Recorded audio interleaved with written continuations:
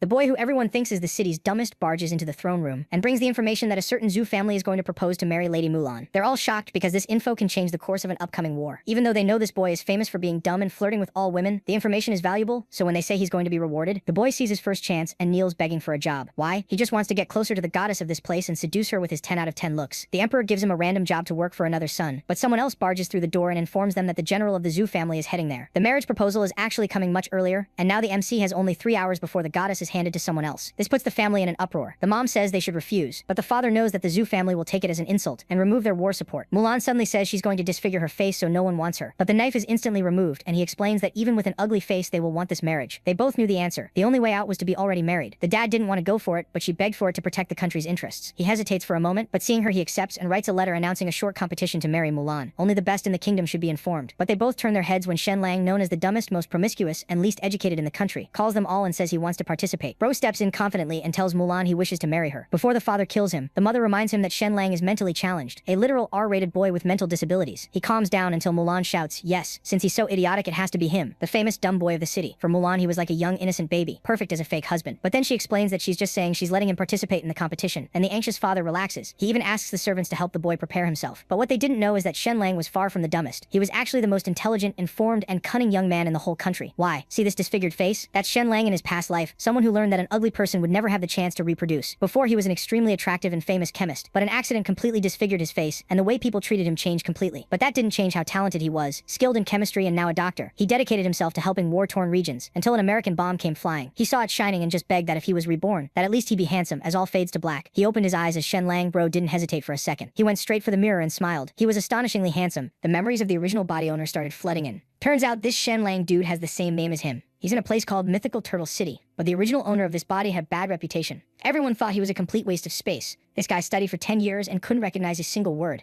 Not only that, but he couldn't even win a fight against a chicken, even if his life depended on it. But wait, it gets better. After meeting the daughter of the Su family once, this simp went full obsession mode. When Miss Su got sick and needed a husband to change her luck because apparently that's how medicine works in this world, our original Shen Lang volunteered. The Su family maids beat him up and humiliated him, treating him. Luckily for him, the young lady recovered and actually stood up for him. So they got married, but it's one of those married in name-only situations. They didn't act like a couple at all, but our delusional original Shen Lang was perfectly happy just seeing her face every day. Then half a month later, he was hit with a mysterious illness that nobody could cure. That's when our reincarnated Dr. Boy took over the body. So now our boy is sitting there processing all this information and getting hyped about being married to a rich hottie when he hears footsteps outside. He goes to eavesdrop and hears two maids straight up discussing how he should kick the bucket already. These girls are out here saying he's a good-for-nothing who doesn't deserve to be the Su family's son-in-law, and they literally came to check if he was dead yet. The door swings open in surprise. Our boy's standing there fit and fine. The maids absolutely lose it. They start screaming and running away like they've seen a ghost, yelling about how this idiot is still alive. Shen Lang's standing there confused as hell, wondering if these maids literally tried to murder him. Before he can spiral into paranoia, he notices something weird. There's a laptop in his mind.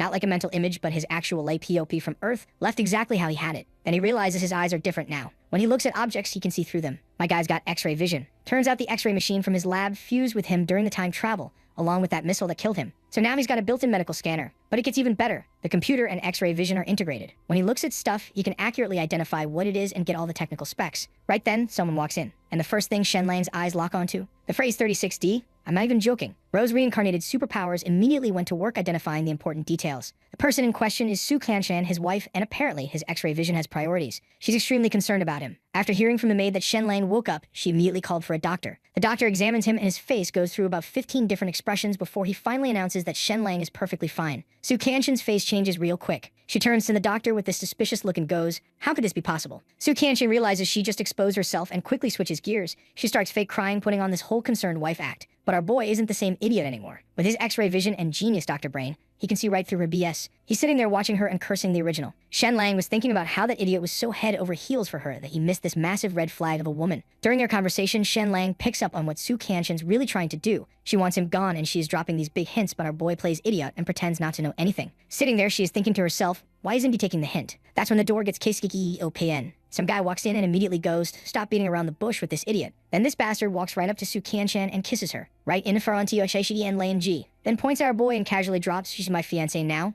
Get lost. Shen Lang's just standing there processing the fact that he got NTR'd before he even got to enjoy being married. Turns out Su Kanchan was only sick and needed some disposable husband for good luck. Now that she's better, he's getting the boot to the behind. Then this bitch sits next to our boy and tells him how he is nice but they don't fit together. Our boy realized that there is no helping it, so he turned to that bastard and told him that he'll leave as they wish, but nah, this bastard wasn't having it. He told our boy to leave the place in an hour or else. Now that they are gone and our boy is alone, our boy gets out of the bed quickly. Bro's not even sad. He's thinking with this new handsome face, finding another rich woman should be easy. Man's already planning his next gold-digging operation. But then he overhears Zhang Ji and Su Qianshan talking. They're discussing inviting Jin Mulan from the Earl's mansion. Shen Lang's gold digger senses immediately activate. Jin Mulan? Earl's mansion? That's a major upgrade from the Su family. And he's already planning his triumphant return to make the Su family regret everything. Then we cut to our boy getting the boot and the man panel is seriously funny. Shen Lang doesn't even care. He's heading home, probably thinking about his master plan to bag Jin Mulan. Meanwhile, back at the Su family, some middle-aged dude is looking at our boy and orders his servant to take care of him. Su Qianshan told him to at least wait for a day, saying that she is worried about her reputation. The family head tells her they had to do this to keep Zhang Jai happy. Meanwhile, our boy's walking home at night when suddenly some big dudes jump him, telling him to come with them. He knows he can't fight them, so he just lets them take him. But what he daily is ending to expect is how ruthless the Su family actually is. These bastards are planning to bury him alive. The leader of this crew is some notorious underworld boss named Tian Hang. Dude's got hundreds of murders under his belt, an absolute menace within 100 miles. Shen Lang activates his X-ray vision to scope out the situation and notices something weird. There's a silver needle stuck inside Tian Hang's body. Tian Hang catches him staring and removes the claw from his mouth, asking what the hell he's looking at. Shen Lang just straight up tells him, yo, you've got a needle in your body and it's going to kill you. The whole crew exchanges looks. Even Tian Hang's stunned because not even his wife knows about this needle. Shen Lang adds that he can remove it. Tian Hang asks what he wants in return. Our boy lays out his terms, spare his life and tell him who want him dead. Tian Hang straight up laughs and says no. Shen Lang's completely confused. Does this guy have a death wish? Did he put the needle there himself? Then Tian Hang drops the truth bomb. Nobody hired him to kill Shen Lang. Turns out Shen Lang's brother borrowed 5 gold coins from him, and with interest compounding like a predatory payday loan, it ballooned to 100 gold coins. Since they can't pay, Shen Lang is getting buried alive as compensation. Then we cut to 2 months ago, right after Shen Lang married into the Su family, his father showed up trying to take him back home. The old man disagreed with the marriage, but the Su family's guards beat him up and threw him out. The original Shen Lang was so obsessed with Su Qianshan that he abandoned his own parentage for her. Then Shen Lang hears Tian Hang ordering his men to not only bury him, but also kill his parents. And Tian Hang's being merciful, he'll make Shen Lang's death quick. Just as the blade's coming down his neck,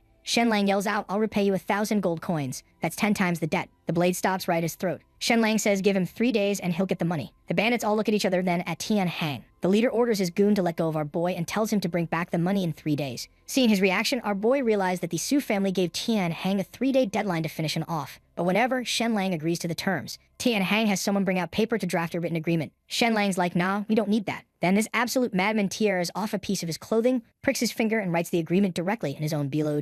Tian Hang's watching this thinking, is this really the same intellectual waste everyone talks about? After giving him a warning, Tian Hang sends 2 of his men to escort Shen Lang home. On the way back, Shen Lang's racking his brain trying to figure out how to make 2,000 gold coins in 3 days. When he gets home, the scene hits different. His father's gravely ill but still talking about going to the Su family to bring Shen Lang back because he's worried they're mistreating him. His mother feels the same way. And his brother? Dude's got broken legs and he's still determined to go get Shen Lang. Shen Lang hears all this and immediately opens the door, drops to his knees, and gives his family a deep bow. They're absolutely overjoyed to see him. He quietly says he's back, then apologizes to his mother and father one by one. His mom just hugs him, saying everything's fine. But they notice something's different about him. His eyes are clearer, more focused. His brother guesses the Su family kicked him out, which his mother actually thinks is great news because now she can arrange another marriage for him, with widow Liu from the village. Shen Lang's just standing there like, Mom, please no. But he chuckles and shifts focus to his father's illness. Using his X-ray vision, he checks the damage, several broken ribs and severe hemorrhaging in the lungs. Thanks to his decades of medical experience from his past life, he immediately knows what to do. Drain the blood from the lungs first, then implement a series of treatments. Then he checks his brother's broken leg. The fracture is relatively clean, which is good. But then his brother suggests they could pretend to get injured in accidents for compensation money. Shen Lang just facepalms. He flicks his brother's leg over and tells him to drop these crooked ideas,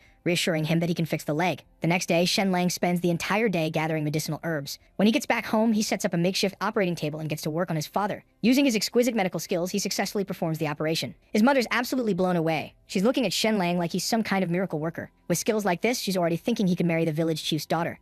Shen Lang has seen the chief's daughter before and is immediately terrified by the idea. He quickly says he needs some fresh air outside. But as he's heading out, reality smacks him in the face. He's only got 2 days left. If he doesn't come up with the money, his entire family's dead. So much for relaxing. When he goes back inside, his mother brings him a basin of water to wash his feet. Shen Lang tries to refuse, but his mom looks like she's about to cry, so he gives in. The next morning, there's a knock on the door. It's the two bandits, telling Shen Lang to hurry up and make that money because time's running out. Hearing the knock, his mother walks out, and then these bastards start and Dang to be his friend so his mother doesn't worry. Shen Lang's actually surprised at how quickly these bastards can switch up their attitude. He tells his mom they're heading to the city. She immediately offers them food, but one of the bandits says his home is on the way. They'll eat there. As they're about to leave, Shen Lang's mother grabs his hand and gives him a boiled egg, telling him to eat it when he gets hungry. Man, the wholesomeness is too much. Looking at the egg, our boy gets all emotional. He is thinking how there are only 2 eggs left in the house, and both his parents are sick, but his mom's giving her egg to him. So he hits her with that big idiotic smile and tells her he's okay. Then he leaves with the 2 bandit bastards. Cut to 4 hours later, our boy is Hiyura saying the original Shen Lang, thinking about how he's in this mess because of that simp. On their way to Turtle City, they run into 2 men. One of the bandits seems to know them. He calls the old guy Uncle Lee and asks why they haven't been coming around lately. He's all friendly, saying even though they owe a little debt, it shouldn't matter since he and his father are like brothers. The old dude looks surprised at first,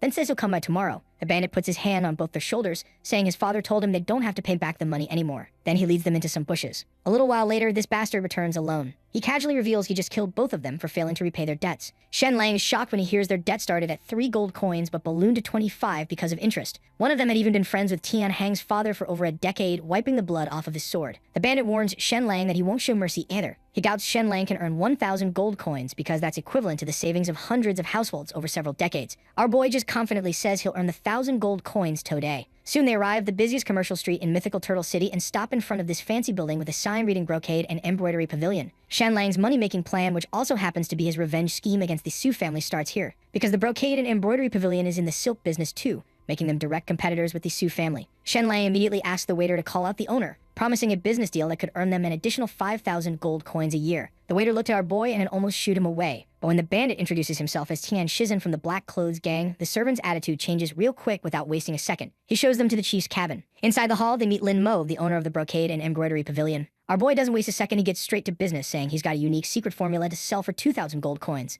Lin Mo hears the price and immediately orders the guards to throw our boy away. The bandit gets furious, thinking Shen Lang's making a fool of them. But then Shen Lang pulls out a piece of golden fabric. Lin Mo takes a closer look and his whole attitude shifts. He's shocked.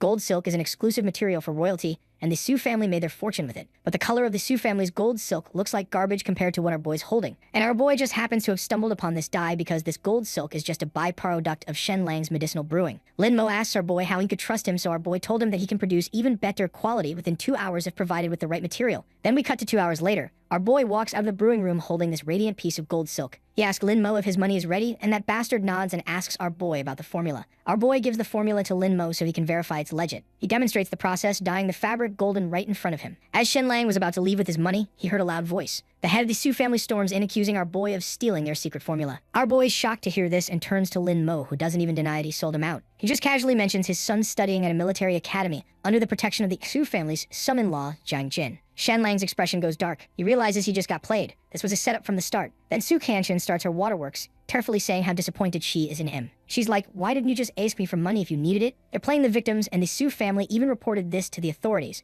But our boy is not even worried. He laughs at the accusation, saying it's his formula. The golden dye he created is way better than theirs anyway. He challenges the Su family head to provide evidence of the supposed theft. The Su family head has no proof, so he just resorts to insults. Goes off saying Shen Lang's a worthless person with no skills or knowledge. How could he possibly come up with a dye formula? Our boy turns to the officials and proposes a challenge. Let's see who can produce the better gold dye. The officials are like, sure, why not? Su Kanshin turns to Shen Lang, saying if he really thinks he can make better dye than theirs when he's just a good for nothing. But our boy doubles down. He says not only can he make a better golden dye than theirs, but he can also make a purple one. Now, in this era, purple dye is way harder to make than gold. Purple dye needs to be extracted from seashells, and you need 300 seashells just to make 1 gram. And since this is medieval times, nobody's mastered the extraction method yet, so everyone just mixes red and blue and hopes for the best. Back to the present, Shen Lang looks at these bastards and asks if they accept the challenge. Kanshin accepts, but then this narcissistic bastard adds a condition that if he wins, Master Xu would have to apologize to him. The Hexu clan head agrees. Our boy sets a 3-hour deadline and gets to work, aiming to create something beyond this era's understanding. He even tells the officials to bring more witnesses to watch this competition. Cut to 3 hours later, the Su family showcases their purple silk and everyone's amazed. Then Su Kanshin has a servant show the golden silk formula to the official. After examining it, the official says the documents existed for many years, which basically confirms Shen Lang stole the formula. They're about to arrest him when our boy steps out. He looks at the Su family's purple silk and thinks, damn, this actually looks pretty good. No wonder these bastards were famous for their silk business. Then he presents his own. The color of Shen Lang's silk shocks EVER Wuanin. Unlike the dull purple silk from the Su family, Shenlang's silk is vibrant and dazzling with this unmatched purity of color. He challenges them, asking if this was also stolen from their formula. Su Kaiyanshan and her family are completely thrown off. Seeing they're not having it, our boy pulls out his trump card, multicolored rainbow silk. The official rushes over to examine it, completely amazed at the natural and extraordinary colors. With that, our boy asks the officials to do the justice. The Su family head, having no face left to save, dismisses the accusation and leaves. Su Kaiyanshan, holding back her anger, apologizes to Shenlang before also leaving. She's wondering how this idiot suddenly became a master of dying. After they leave, our boy turns to the official, casually asking how he's doing and how Miss Jin from the Earl's mansion is. Turns out Shenlang's confidence in challenging the Su family was partly because this young lord has beef with Jiang Jin. Now we get hit with a flashback from 3 years ago. The OG Shenlang was sitting lakeside doing his usual idiotic business, smelling flowers and whatnot. At the same time, a hunting party was chasing this huge bear. During the pursuit, the bear gets to our boy and is about to end him when this smoking hot beauty leaps from her horse and saves him just in time. The person who saved him that day was none other than Jin Mulan. After killing the black bear, they brought the injured Shenlang back home.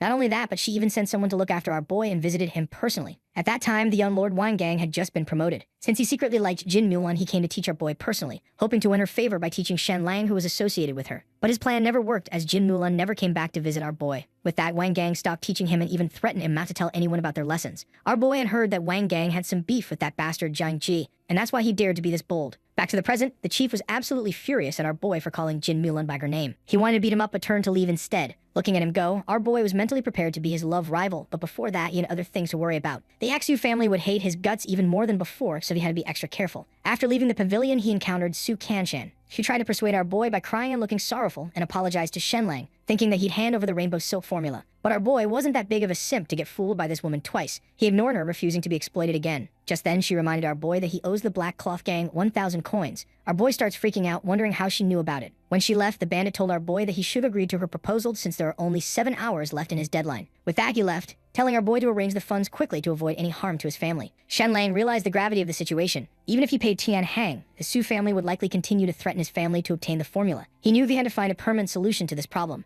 Cut to some random street in the city. The sound of galloping horses comes from behind. Shenlang squeezes through the crowd and sees a cavalry troop led by Jin Mulan. Seeing her, he gets an idea and decides to add a new element to his plan. As Jin Mulan's horse passes by, our boy deliberately lets himself get hit, faking an accident. He's hoping Jin Mulan, who once collided with him 3 years ago, would take him home this time. And it works. Jin Mulan immediately gets off her horse and checks if Shenlang is breathing. Looking at him, she can't help but notice how handsome our boy is. At the same time, she's relieved to find him unharmed. She orders her men to take him to the Earl's estate for treatment. Shenlang's feeling pretty good about himself. His ability to save his family and beat the Su family depends on how well he plays this. Our boy gets put in a carriage heading 20 kilometers away to the Earl's mansion. On his way, he is wondering how the Earl's estate of mythical turtle is completely different from the city. It's got its own manor and castle. The Su family, rich as they are, look broke compared to the Earl's estate. Inside the estate's council hall, Jin Mulan, dressed casually, meets with her father and mother. Her father asks how her military exercise went. She tells him everything, and he's pleased with her performance but worried about their family's situation. Jin Mulan's brother isn't up to the task, and the kingdom's starting to strip the nobility of their military power. Hearing this, she tells her father not to worry. She's not planning to marry and bail on them. She tells him she'll support their house so it won't fall, and she's staying unmarried for life to help her brother. Jin Sakai sighs, admitting his son's pretty useless. Just then, a servant walks in and says our boy requested an audience about Jin Mulan's marriage. Jin Sakai goes, "Who the hell is that?" The servant explains Jin Mulan picked him up on the streets.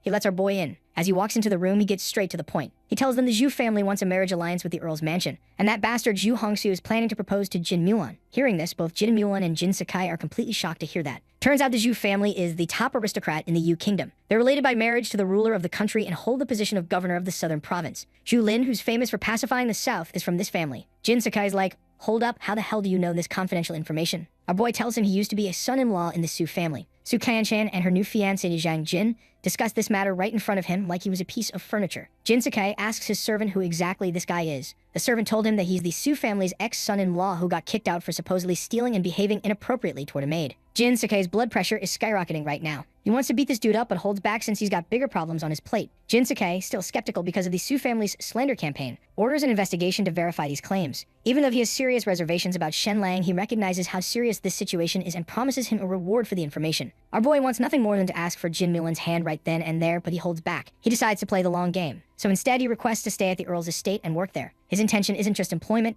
he wants to be close to Jin Mulan and win her over. Jin Sakai agrees and says from now on, Shenlang will study with his son. Just then a servant comes running in, absolutely freaking out. He tells Jin Sakai that Shu Lin arrived in the city last night and is heading to Xuanwu City right now. Both our boy and Jin Sakai start panicking. Shenlang is thinking, why are these guys working so fast? He's already imagining this bastard showing up and bagging his Jin Mulan. Later, Jin Sakai gets confirmation that the earlier info was legit. Shu Lin had already arrived and wanted to catch them off guard so they couldn't refuse. The guy tells Jin Sakai that Shu's here to tear down the pillars of the Earl's mansion and take their military power. Mama Jin turns to her husband, asking if they can just refuse. He tells her they can't afford to offend the Zhu family, making refusal nearly impossible. Zhu Nulan considers disfiguring herself to get out of this marriage. Jin Sakai grabs the knife out of her hands, saying that his family comes first and not their family's centuries-old legacy. Wait, are we actually seeing a good dad in a manhua for once? He knows disfiguring herself won't solve the problem since the Zhu family is more interested in their family's elite troops anyway. The only solution now is arranging an immediate marriage for Jin Mulan to deter the Zhu family. Despite Jin Sakai's reluctance to sacrifice his daughter's happiness, Jin Mulan kneels down, insisting her greatest happiness is securing her family's future.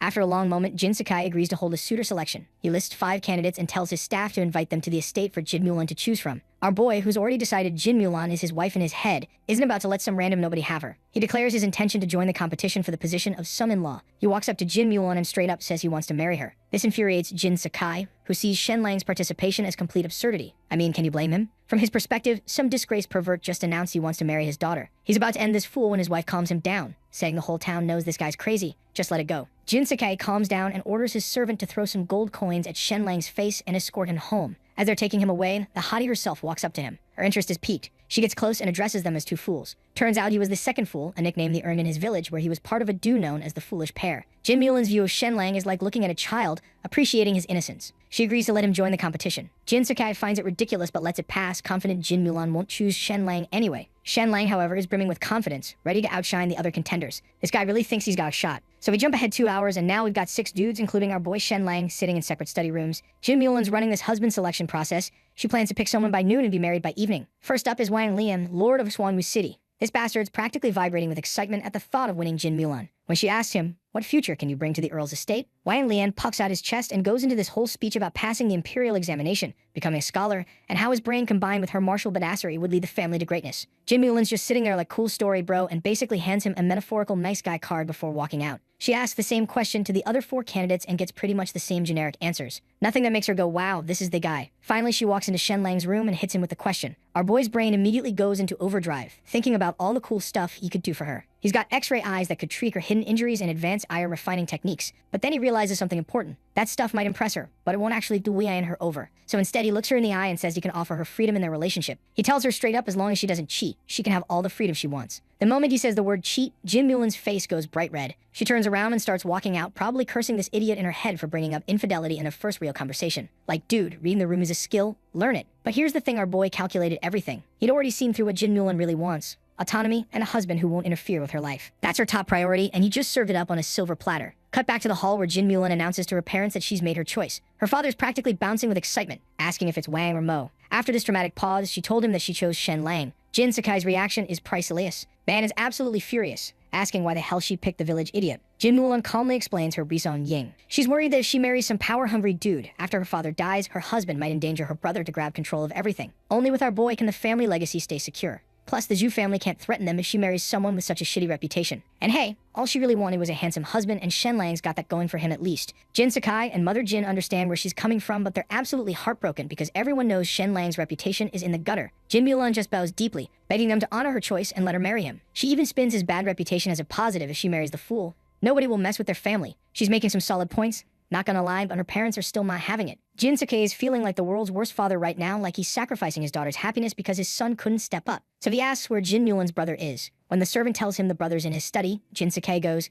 "Get me a whip." Mother Jin's eyes go wide. She asks him, "What are you planning to do with that?" But this man is in Nino Memuudi for questions. He just grabs the whip and storms off with Mother Jin chasing after him, both of them furious. In their minds, it's their son's incompetence that's forcing Jin Mulan into this situation. After a bit of traditional discipline, we cut to our boy learning he's been chosen. Shen Lang's whole demeanor changes instantly. This dude realizes he's about to become the son-in-law of mythical Turtle City's most prominent family. This new status means he's got protection against the Zhu family and everyone else who's wronged him. Man's already planning his revenge arc. But then something clicks. Shen Lang urgently tells Jin Stewart to get his family to safety ASAP because they're in serious danger. The steward recognizes that Shen Lang's about to be the Earl's son-in-law, so he immediately agrees, telling him not to worry and to go rest because he's getting married later tonight. Meanwhile, cut to the Hei Gang's gathering place, where Ten and Hum orders one of his goons to capture Shen Lang's family. The plan's simple. Once they've got the family, they'll kill him after Shen Lang hands over that formula he's been keeping. Both the legal circles and the underworld of mythical Turtle City are in complete chaos right now because of Shen Lang. Some people are preparing to celebrate his marriage while others are literally plotting to murder his entire family. When Ting and his bandit crew roll up to Shen Lang's home, they're expecting some easy targets. Instead, they find Shen Lang's family armed and ready to throw down. These people aren't showing fear. They are fully prepared to die fighting. Ting's actually kind of impressed by the challenge and draws his sword, ready to make this interesting. But then he suddenly gets this weird feeling like someone's watching him. He spins around and sees a man standing behind him. And man, just Jin Stewart's presence is enough to make this hardened criminal's spine turn to jelly. Ting tries to play it cool, explaining their unofficial orders to punish tax evaders and asks Jin Stewart to let him do his job. Jin Stewart's response is basically, "That's great and all, but my master ordered me to bring Shen Lang's family back safely, so I can't return empty-handed. Mind letting them go?" Ting's feeling cocky despite nearly pissing himself a second ago and asks who exactly Jin Stewart's master is. When Jin Stewart drops, "I serve the Jin family." So Ting is absolutely losing his mind right now. He's thinking, why the hell would someone this important invite these random nobodies? But then he realizes that it's got to be because of our boy Shen Lang. And honestly, regardless of who Jin Zhou is here, the moment this high-ranking dude showed up, Ting knew he was screwed. He had no choice but to let them go. After this whole mess wraps up, Jin Zhou calls for his soldiers and several warriors literally escort Shen Lang's family to their carriage. Ting's just standing there watching this unfold, getting more confused by the second. Like, inviting them was one thing, but these guys are treating Shen's parents like straight-up royalty. Once they're gone, this dude almost collapses. The other bandits catch him and they're like, "Yo, why'd you let them go? If the boss finds out we let Shen's parents walk, he's going to be mad." Ting turns to these idiots and goes, "Do you morons even know who that was?" Then he told them who Zhang Jin was. The moment they hear who Zhang Jin actually is, every single one of them starts freaking out. Ting then bolts back to report to Tian Hang at the Black Cloth Gang headquarters. At this point, this bastard's in the middle of some spicy R18+ activities, so he is not happy to see Ting. He straight up tells him, "This better be life or death, or you already dead." Ting spills everything about Shen Lang's family getting rescued by Jin Zhao himself. Tian Hang's face goes dark. He immediately kicks the woman out and focuses on how royally screwed they might be for messing with Shen Lang's family. Tian Hang's sitting there stroking his chin when he hears about the Count's mansion holding this whole son-in-law competition. Ting's expression changes. A thought hits him. One so crazy even he doesn't believe it. Tian Hang's thinking the same thing. No way in hell could that fool become Jin Mulan's husband, right? But just to be safe, this paranoid bastard decides they need to go into the city and see for themselves. So not long after, in the Xu family's secret chamber, we got Su Lian, Tian Hang, and a random bastard I forgot the name of all gathered to discuss whether there's any chance Shen Lang could actually become the son-in-law of the Count's mansion. They'd all agree it's unlikely. But just to be sure and get to the bottom of this mystery, they decide to crash the wedding ceremony. Then we cut to the Count's mansion and man, this place is lit up like a festival. Servants are running around everywhere, decorations are insane, and among the guests we've got Su Qianqin and company, all dying to know who scored the jackpot and married Jin Mulan. At that moment, our boy is chilling a bridal carriage while firecrackers are going off like crazy. The set-in gets carried to the entrance, and the Count and his wife walk out all ceremonial-like. They announce the groom's arrival, set the carriage down, lift the curtain, and the groom steps out. The moment this figure appears, Tian Hang and the entire Su family delegation literally stop breathing. Su Qianqin's eyes go wide. She's thinking, there's no way. Why the hell is Shen Lang the groom? Our boy completely ignores all these people. His wedding's not getting ruined by these clowns. With that, the wedding ceremony begins. They then bow to the celestial worthy of heaven and earth, bowing to the high hall and the couple bowing to each other. Standard wedding stuff, you know. Just as they're about to head to the bridal chamber and wrap this up, this knockoff Monkey King Wanib starts cackling. This is Liu Wyan, the current lord of the city. He walks up saying he knows it's against tradition to unmask before the bridal chamber, but he's just so curious about who the Earl picked. Could they please remove the mask? Before Jin Zhou can deal with this one headache, suddenly, there's an NOT-there loud laugh, and a tall figure walks in slowly. And the moment people see him, everyone at the venue, including the Count's family and all the guests, bows in respect. Turns out this person is Yu Lin of the Yu Kingdom, the guy who pacified the South. This idiot too is curious, so he tells our boy to remove his mask. And now with Yu Lin's support, the crowd's no longer scared and starts urging Shen Lang to unveil himself too. Our boy then looks towards Jin Zhao, who gives him a nod. So Shen Lang lifts the mask from his face, and everyone was shocked. In their wildest dreams, they never imagined the man under the mask would be the fool Shen Lang. At this moment, Tian Hang in the crowd feels a chill run through his entire body. He's realizing his trouble just magnified by about 1,000%. But the most shocked of all, Su Qianqin and Zhang Jin, but then this bastard Zhang Jin starts laughing like an absolute maniac and asks Jin Mulan if this wedding is fake. She turns to him and asks him why he thinks that. This bastard then starts running his mouth, going off about how our boy is a good-for-nothing idiot who couldn't even learn a single word even after being in the academy for 10 years. On top of that, he was recently kicked out of the Xu family for stealing and molesting a maid. So how in the world could someone like that be Jin Mulan's husband? Just then, Jin Zhou asks this bastard if he has any PROF that our boy has a low IQ or if he is saying all this because he is jealous. And then another bastard raises his hand saying he could prove it. He claims he studied with Shen Lang and can testify that Shen Lang was indeed a fool or mentally challenged. Shen Lang recognizes the scholar Yang Xiang and has this moment of realization. It's always the familiar faces who betray you at crucial moments. Shen Lang looks at Yang Xiang and asks if he's got any actual proof that he's stupid. This idiot starts laughing and says that not being able to read a single word after 10 years is all the proof anyone needs. He says he'll write some characters for Shen Lang to read. If our boy gets them right, he'll apologize. Shen Lang's like, bet, let's do this. Yang Xiang grabs pen and paper and writes down a few characters. When Jin Mulan sees them, her jaw drops.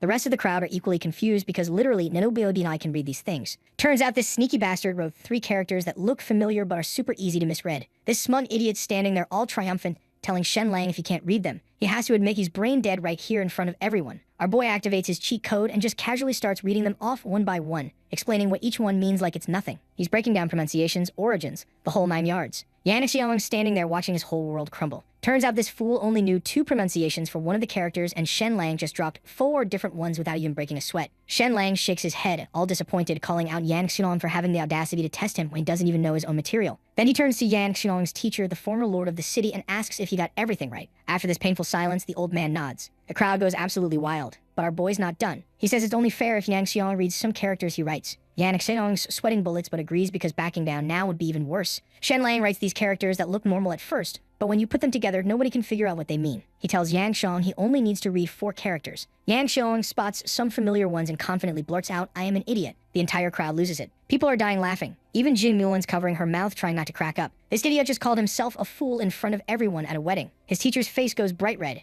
and he quickly dismisses Yang Xiong before this gets any worse. Now the teacher's embarrassed and wants to save face, so he decides to challenge our boy. He writes this super obscure character on paper. Jin Mulan and the crowd gather around to look, but nobody recognizes it. Except our boy, because this character is actually well known in modern times. Yang Xiong, who apparently loves getting humiliated, starts trash-talking again. Shen Lang ignores him because some clowns aren't worth acknowledging. Our boy knows the modern pronunciation is Yuan, but he also knows the ancient pronunciation might be completely different. When he realizes the old lord knows what it means but not how to say it, Shen Lang is like, "Oh, I can work with this." Yang Xiong, still running his mouth, jumps in again. Shen Lang proposes a bet. If he's right about the character, Yang Xiong slaps himself. If he's wrong, he'll slap himself. This fool Yang Xiong agrees immediately. Shen Lang points at the character and says it's pronounced Ren. Yang Xiong freaks out going, how can anyone even verify that? Shen Lang calmly explains it probably means something like stab or pierce. The old lord's face changes immediately. He is standing there wondering how the hell this fool knows something that scholars haven't even confirmed yet. For a second, he thinks about calling Shen Lang a liar, but he can't because other people also know the meaning. If he denies it now, he'll look like an idiot. So this bastard changes his tune and admits our boy was correct. Yang Xiong standing there completely dumbfounded. Everyone's shocked. The village fool just schooled the city's scholars like it was nothing. Our boy's knowledge impressed everyone, including Jin Mulan, who's looking at him with actual admiration now. Shen Lang's gaze turns to Yang Xiong, clearly saying, "Time to pay up, buddy." Yang Xiong shoots this resentful look at his teacher, hoping for backup, but the old man just turns away. So this fool bitterly slaps himself in front of everyone. Our boy's loving every second of this. Before taking off, this bastard told our boy that he'll take revenge for this. Jin's father, for the first time, shows some actual satisfaction toward our boy and tells him it's time to introduce Jin Mulan to his parents. But just then, Zhu calls out for Shen Lang to wait. As our boy turns toward him, Zhu points and goes, "Kid, you're quite interesting. I'll remember you." Our boy, playing dumb, bows and politely says, "Thank you for your high regard." Zhu laughs at this response, but everyone knows that laugh isn't exactly friendly. Meanwhile, our boy's parents are feeling super out of place. They're humble folk who don't want to embarrass their son, so they chose not to attend the main ceremony. They're even hesitant to wear the fancy robes the Count's mansion sent them, worried they might damage something expensive. When our boy arrives at the back hall, he immediately drops to his knees, saying, "Your son pays his respects, father and mother." Jin Mulan, without hesitation, also kneels down and says, "Your daughter-in-law pays her respects to you both." Seeing this, our boy is surprised. He is thinking how she's not putting on airs or looking down on his parents. She's genuinely respectful. Man's thinking she's beautiful inside and out. Shen's mother quickly helps Jin Mulan to her feet. After Jin pays her respects with a toast, she leaves our boy alone with his parents. After dinner, his parents don't want to overstay their welcome, so they head home in their carriage. Then we cut to the bridal chamber. Jin Mulan walks in, her face all red. Seeing this gorgeous beauty, this bastard can't help but stare. Jin Mulan's too shy to look directly at him, and sits on the bed. Both of them are just sitting there awkwardly, neither knowing who should make the first move. Our boy, trying to be the man here, thinks about taking the lead, but Jin Mulan indicates she has something to say first. She reveals that she was forced into this marriage by the Zhu family and had no choice but to find a husband quickly. However, she's already considering herself a married woman and vows not to truly remarry. As for wifely duties like bearing children, Jin Mulan says she's unable to fulfill them.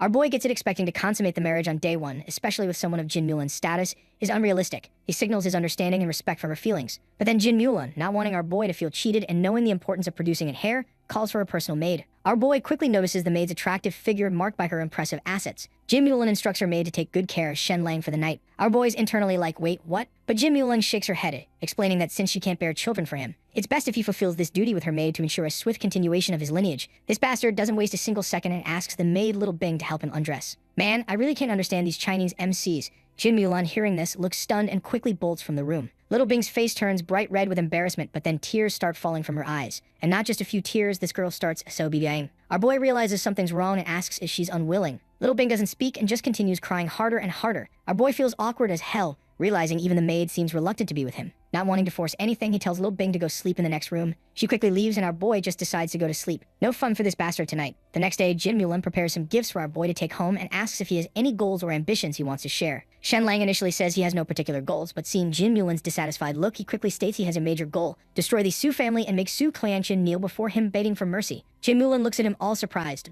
This is more about revenge than an actual life goal. She points out how difficult targeting the Su and Zhang families would be since they're backed by the powerful Zhu family, and the Count's mansion has its limitations. Our boy then asks if he can at least target Tian Hang, but Jin Mulan explains that Tian Hang is a military officer of mythical Turtle City who recently aligned with the Zhang family. Touching him would provoke a conflict with the city's leadership. Our boy's getting frustrated by all these constraints. Finally, he asks if he can at least use his identity as the son-in-law to slap Ting Hang in the face. When she says that's something he can do, our boy's like, bet, and takes off immediately. Before anyone could even ask where the hell this dude thinks he's going, our boy had already dipped. But not before stopping by his father-in-law's place to pay his respects. When they asked about his plans, our boy played it smooth, completely dodging the whole "I'm about to ruin some lives" angle, and instead going with the classic "gonna serve my parents." Jin Mulan's folks ate that up, thinking he's this stable, responsible guy. They were so impressed they loaded him up with gifts. Our boy thanked them and headed out looking all fancy with 2 soldiers as escorts. He initially planned to roll up in a carriage, but then he spots this majestic white horse and thinks, you know what? I'm going to ride that and make a grand entrance. Cut to 2 minutes later and this dude can't even figure out how to mount the damn horse. So yeah, back to the carriage it is. When our boy's carriage pulls up to Black Cloth Gang territory, the guards are ready with their bows drawn.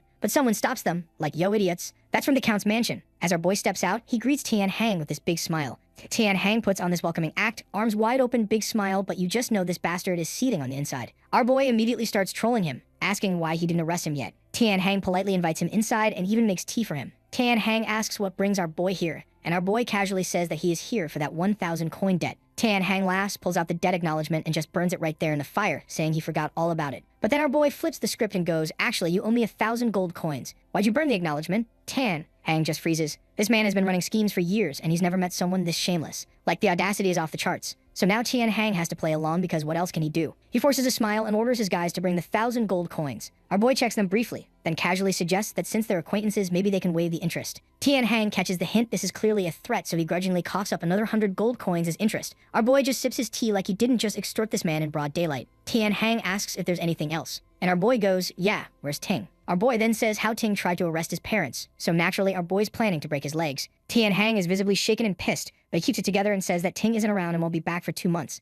Our boy doesn't fully buy it, but decides not to push his luck and leaves. The moment our boy's gone, Tian Hang loses it, smashes the teacups and orders his men to burn the chair our boy sat in. Ting comes out from wherever he was hiding, trying to calm this bastard down by saying our boy's arrogance will catch up to him eventually. Tian Hang is furious about how this nobody turned into somebody so fast and tells Ting to stay hidden, but our boy walks right back in. He's like, well, you returned fast. Were you traveling at the speed of light or something? Then he lists everything Ting did, trying to arrest his parents, breaking into his house, all of it, and says breaking Ting's legs is justified punishment for nearly destroying his family. Then he looks at Tian Hang like, so are you going to do it or what? Tian Hang's eyes are literally red with anger. He's in a tough spot because Ting is his foster son and beating him would be like humiliating himself. Plus, he invested like 2/3 of his family's wealth backing the Zhang family. So he does the classic villain thing, slams his hand on the table and tells our boy that now he is pushing his limits. The 2 soldiers from the Count's mansion immediately draw their swords to protect our boy. Our boy then asks this bastard if he thought about going too far when he threatened his family. Tian Hang laughs and brings up the Count's mansion's whole love the people like your own children principle, warning our boy about tyranny and karma. Our boy's not interested in this philosophical debate and looks at the soldiers, but they're just bodyguards, they're not getting involved in this drama.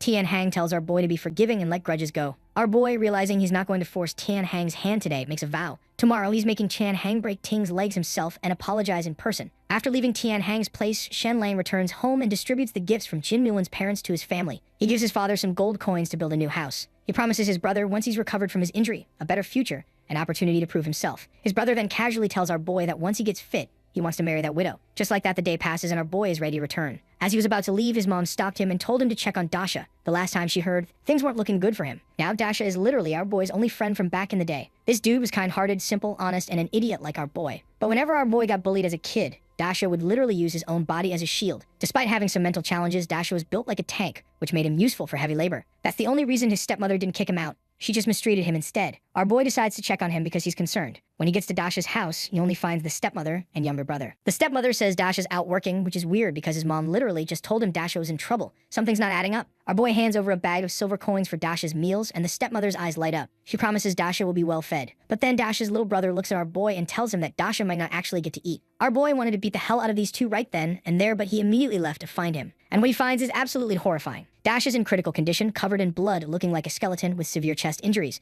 Our boy checks for a pulse and thank God he's still alive. When Dasha wakes up, he's actually happy to see our boy. Turns out his younger brother, the little shit, got into some mischief that led to a tiger encounter. Dasha saved him but got his bones broken in the process. And their father couldn't afford treatment, so he just left Dasha to die. That bastard left this poor thing in the jungle to rot for over 6 days without food or water. Our boy is absolutely furious to know that scum of a family is treating Dasha like garbage when he literally saved the ungrateful brother's life. And even in his dying breath, this big idiot is just relieved that our boy became strong and doesn't need his protection anymore. Our boy, trying to give him hope, says he still gets bullied. And Dasha, even in this state, reflexively tries to protect him. Man, the loyalty is unreal. After reassuring Dasha he's safe, our boy wanted nothing more than to go to his house, beat the hell out of his parents, and make them regret everything and realize Dasha's worth. Dasha nods and thinks I'm still useful. Father's getting old and needs me to provide for him. Our boy is just speechless at this point. Like, his pure soul has been left to rot and he still thinks his dad needs him. He orders his guards to carry Dasha to the carriage. But first, it's revenge time. Our boy storms back to Dasha's house and asks them if they have any conscience. The stepbrother's all casual about it, saying they didn't have money for treatment. And that absolute waste of oxygen goes, it doesn't matter if a fool like Dasha dies.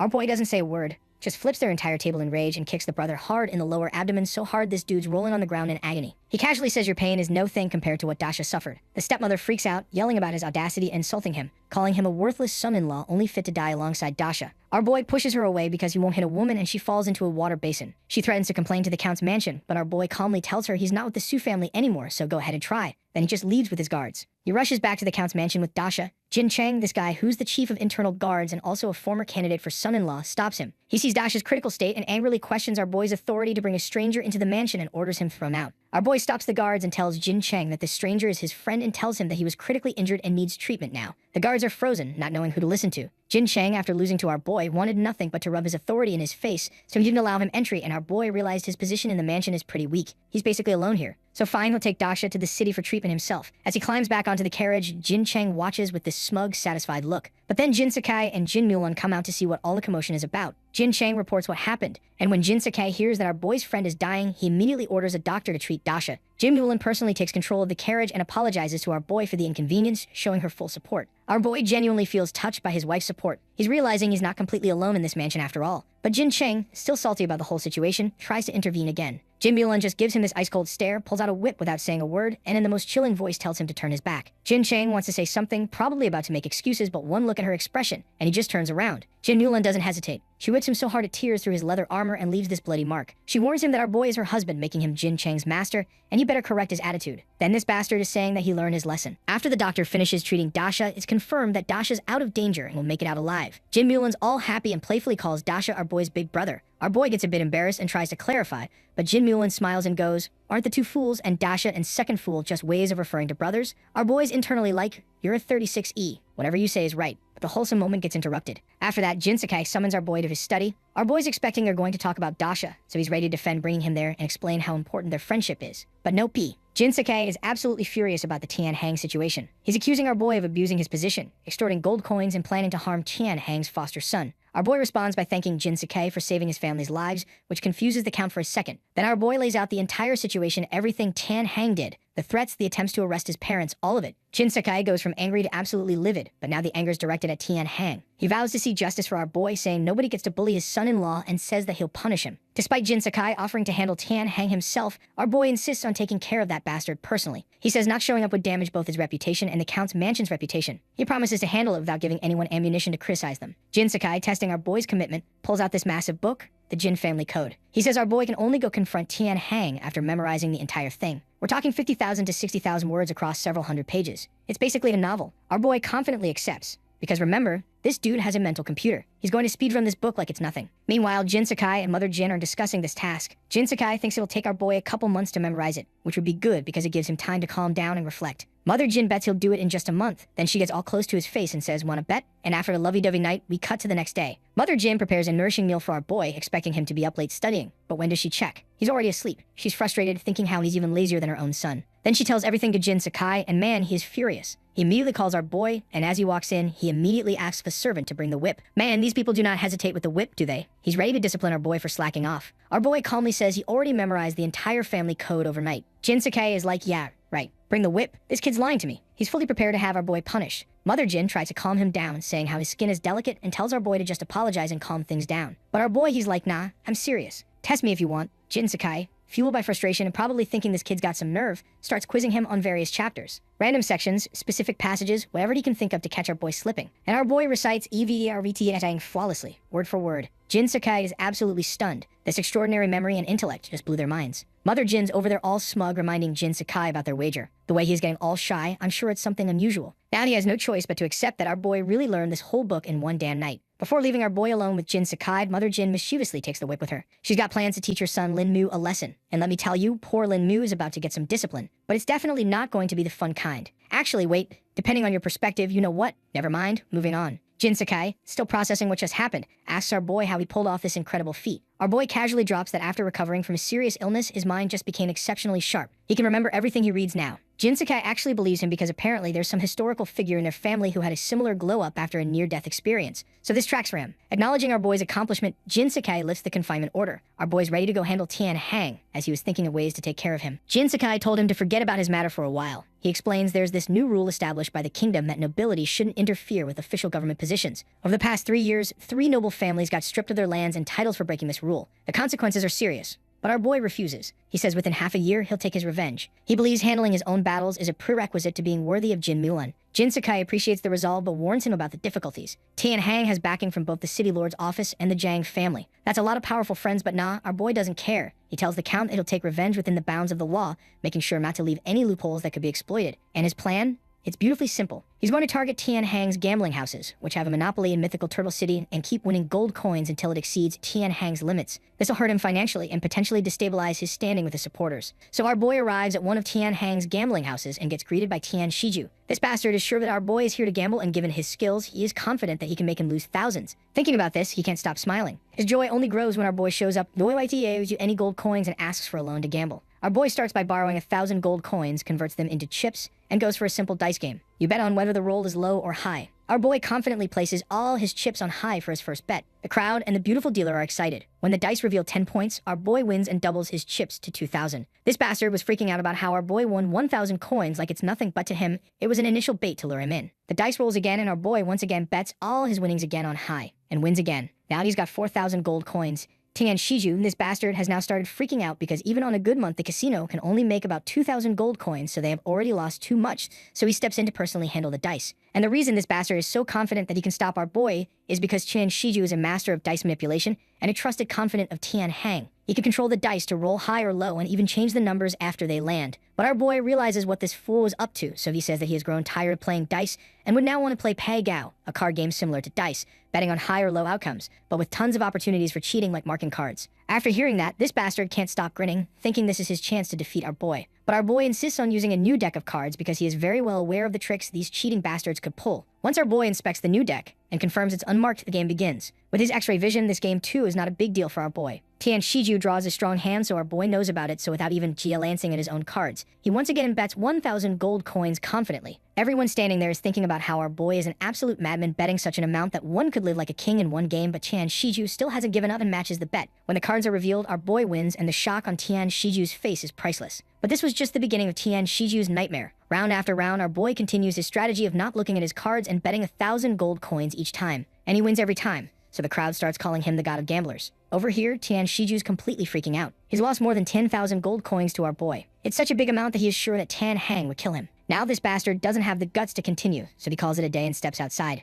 Meanwhile, over at the Su family mansion, Tian Hang and the Su family head are all smiles, waiting for our boy to crash and burn. They're sure he's going to drown in gambling debt any minute now. But their little celebration dies fast when a panicked Tian Shiju bursts in. The vibe instantly shifts. Tian Hang, already pissed at how nervous he looks, snaps at him and demands to know how much our boy lost. He's expecting something like 10,000 gold coins, enough to ruin the Count's mansion and kick our boy straight out. While these idiots are fantasizing about what they'll do to our boy when that happens, while this poor bastard was on the ground, they're freaking out trying to gather the courage to tell them that our boy didn't lose. You go on. 16,000 gold coins. Tian Hang's laugh freezes midair. He stares at Tian Shiju like he just heard the dumbest joke ever and asks again, and Tian Shiju tells him the whole story. As he said that, the whole room went dead quiet. Tian Hang grabs him by the collar, yelling about how the hell our boy managed to win an amount that equals his entire yearly income. He starts wondering if the guy cheated or pulled some trick, but Tian Shiju's bawling now, saying it was a clean win. Tian Hang shoves him aside and turns to the Su family head like, "Didn't you say that guy's a total loser? Since when did he turn into a monster?" The Su family head's just as confused, with no clue what's going on. That's when Su Kaienshin steps in and says getting mad won't help, they should go see it themselves. Tian Hang shoots up right away, ready to storm out. Su Kaienshin reminds him not to forget his backup, the city lord and the prefect's mansion. Tian Hang nods and rushes out toward Fortune Casino. As he got there, he saw a whole crowd. One of them turned and noticed the entire crowd, then turned and demanded money from him as he was trying to figure out what the hell is happening. Our boy steps out of the crowd and tells him that he won 19,000 gold coins and would like his money now. Tian turns and looks at that poor bastard and asks, "What's this 19,000 he is talking about? Didn't you say it was 16,000? Our boy filled him in on the details, telling him that in the meantime, he won an additional 3,000 gold coins and these guys bet with him, and won, so in total Tian had to pay 26,000 gold coins. When Tian Hang hears it's now 26,000 gold coins, this bastard almost has a heart attack because that's almost half of his savings, and our boy just casually brought him near bankruptcy. Because yeah, Tian Hang makes a fortune every day, but he's also got hundreds of people under him to support. Losing 26,000 gold coins would legitimately bankrupt him. So as not to lose face in front of the public, he asked our boy to come inside and have a chat. Our boy agrees, but the gamblers, they're not having it. They're screaming, "You can't leave. You can't leave. Cash in the gold coins before leaving." They're worried our boy and Tian Hang are going to strike some shady deal behind closed doors and betray them. Our boy loudly assures them that they'll get their money. Now, regardless of his previous reputation as a fool, our boy was now the Count's son-in-law. Plus, these ungrateful bastards had that money because of him, so everyone chooses to believe him. They arrive at the second floor of Fortune Casino, and Tian Hang's smile immediately vanishes. His face turns cold as he looks at our boy. He says how our boy is using cheap tricks now, and he asks him if he is doing all this just to make me break Tian Shizen's legs. He says that if he thinks that the Count will protect him, then that's not going to happen, because he's only been the son-in-law for a few days and has done something that no member of the Jin family had done in a century. He then asks him if he's not afraid of tarnishing the Count's mansion's reputation. Our boy hits him with some philosophical wisdom, saying that the reputation of the Count's mansion is indeed important, but my reputation? That can be disregarded. He hits him with that trashy Chinese monologue, but I'm not going to bore you with that. Just know it. Basically, it meant that he's saying his reputation's already trash, so he's got nothing to lose. This instantly chokes Tian. Hang up. He stops making pointless arguments. But then this bastard told our boy that he can forget about his 19,000 gold coins because he's not even going to get 1,900 even if he begs him, and the thing about breaking Tian Shizen's leg, that's also not going to happen because giving him money meant one thing because he can earn it back, but if he loses his reputation, it's gone. He can never have it back. Our boy just laughed and told him that he got it all wrong. He didn't want the 19,000 gold coins. He wanted both the 19,000 gold coins and wanted him to break Tian Shizen's legs. This pissed off this bastard, and he told our boy that he'll never give him even a single gold coin. And then he just casually walks to the window, opens it, and tells the gamblers that their gold coins will be fully redeemed. The gamblers immediately cheer for Tian Hang. This breaks our boy's method of using the gamblers' power against him. Plus, Tian Hang knows those gamblers will eventually lose the money back anyway. A gambler's money is never won for long. He looks at our boy smugly, thinking he won.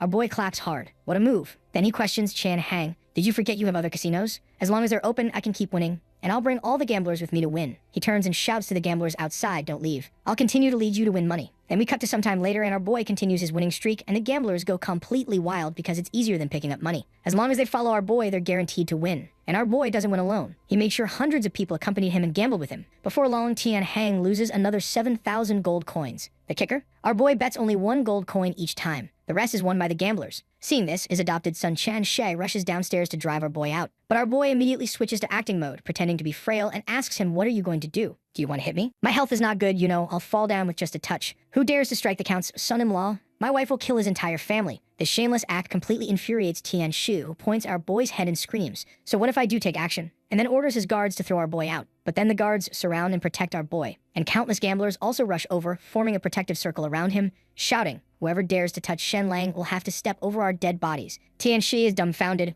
unsure what to do next. At that moment, Tian Hang appears and directly announces they're closing for the day and tells everyone to come back tomorrow to cash in their winnings. And these guys are getting furious, saying, "How can they just close the casino when they are losing?" Before they could lose their mind about it, our boy just casually suggested that they should go to the other casinos that Tian Hang owns. This bastard then told Tian Shi to go to the other casinos and order them to close for the day. Tian Hang can only announce all other casinos are also temporarily closed. Who knows how much pain Tian Hang felt making this decision? Because these 5 casinos account for more than 60% of his daily income. Now that they're all closed, the daily losses are astronomical. Tian Hang regrets not having dealt with our boy permanently before. But little did this bastard know that at that time our boy was going to be the least of his worries. Because those 5 gambling houses amounted to 60% of his income. And with these casinos shutting down operations, his income took a massive hit. And just when things couldn't get worse, a deadly strike comes at him from another angle. A messenger arrives and tells him that Jiang has called for him. He goes to the Aksu's house and sees their family head there. The guy asks if what he heard is true. Tian Hang nods, confirming that yes, he's closing his gambling houses. Now here's the thing. Shutting down the gambling house is way more problematic than just the money issue. Previously, in search of protection, he agreed to give 35% of his income to the Jiang family. And the Su family, acting as agents for the Jiangs, is now demanding Tian Hang agree to our boy's terms, and Tian Hang didn't like that at all. He told him that Tian Shizhen is one of my most outstanding adopted sons. Breaking his legs would dishearten my men and ruin my reputation. But then a voice comes from next door ordering him to agree to it regardless. It's Jiang Sei. He continues and tells him not to delay it because every day you delay, you're losing money. Better to agree sooner than later. I promise you, one day we'll kill Shen Lang and then you can take your revenge. Shen Lang is just a small fry.